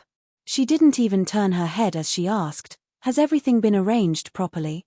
"Yes, Wonru, don't worry. I've already made the arrangements. There won't be any problems. When the time comes, contact with the press to tell them that there's a big story tonight. By tomorrow, the scandal about her will be all over the place." Mu Wonru smiled with a vicious glint in her eyes. The new generation of Phoenix Girl actually slept with a sugar daddy and climbed to the top through unspoken rules. "Aaron, what do you think of this headline? This is truly flawless." Alan walked over and planted a kiss on her forehead. Mu Wonru responded enthusiastically, smiling coquettishly. "Aaron, your performance today was amazing." Chapter 203. Ari Lun, you did great today. In what way? Ari Lun was in a good mood and teased her. In bed, and, haha. Mu Wonru poked his chest with her slender finger, her expression ambiguous. Ari Lun was attracted by her seductive look and couldn't help but lean on her again. "Wonru. Can I have more?" "No. You're too greedy. You're too greedy. You've already taken me twice. Stop messing around." "Haha. Okay, I'll stop." Ari Lun let go of her obediently. Mu Wonru stood up. Under her meticulous makeup, she still looked elegant and noble. Yoon Shusha, let's see where you can escape tonight. On the way, the Santana sped all the way to the West Taihu Lake Villa. However, at some point in time, the car's headlights kept flashing, piercing their eyes. The loud roar of the sports car lingered in their ears like an angry lion, roaring and glaring at them. What's wrong with this car? It's been chasing us since just now. The driver adjusted the angle of the rearview mirror, and the long shots behind him kept flashing, almost blinding him. It was a limited edition Bugatti Veyron worth tens of millions. Its price was self-evident. Don't worry about him. Just drive your car. The concierge didn't care about anything else and ordered the driver to drive. Behind them, the sports car's horn was blaring. Seeing that the Santana didn't show any signs of stopping, the Bugatti Veyron stepped on the accelerator, changed lanes, and overtook the Santana easily. It drifted in front and stopped in the middle of the road, blocking the driver's way. The driver was shocked and quickly stepped on the brakes, stopping a few feet away from the sports car. He was so shocked that he froze in his seat, his forehead covered in cold sweat. The concierge was also shocked. However, before they could react, the car door in front of them opened. A tall man was closing in against the moonlight. The driver was full of questions. Who's this? Who knows? I don't know him either. Mu Yaja walked to the side of the Santana and looked down at the back seat. Yoon Shusha was leaning against the seat in a daze. Her eyes were closed, and her brows were furrowed. She seemed to be enduring the discomfort. He raised his brows elegantly and his thin lips curled into a cold smile. The car window rolled down. The driver stuck his head out and scolded him. Idiot, why are you blocking the road? Don't drag others into your death wish. The man ordered, unlock it. Door, unlock. A stumbling figure came out of the sports car. Tang Yu got out of the car immediately after she got out of the car. She had drunk a lot of alcohol, and the car was speeding along the way. She even ran a few red lights. In order to maintain her image, she did not vomit in the car. What are you doing? It can't be a robbery, right? The driver was terrified. But it's impossible.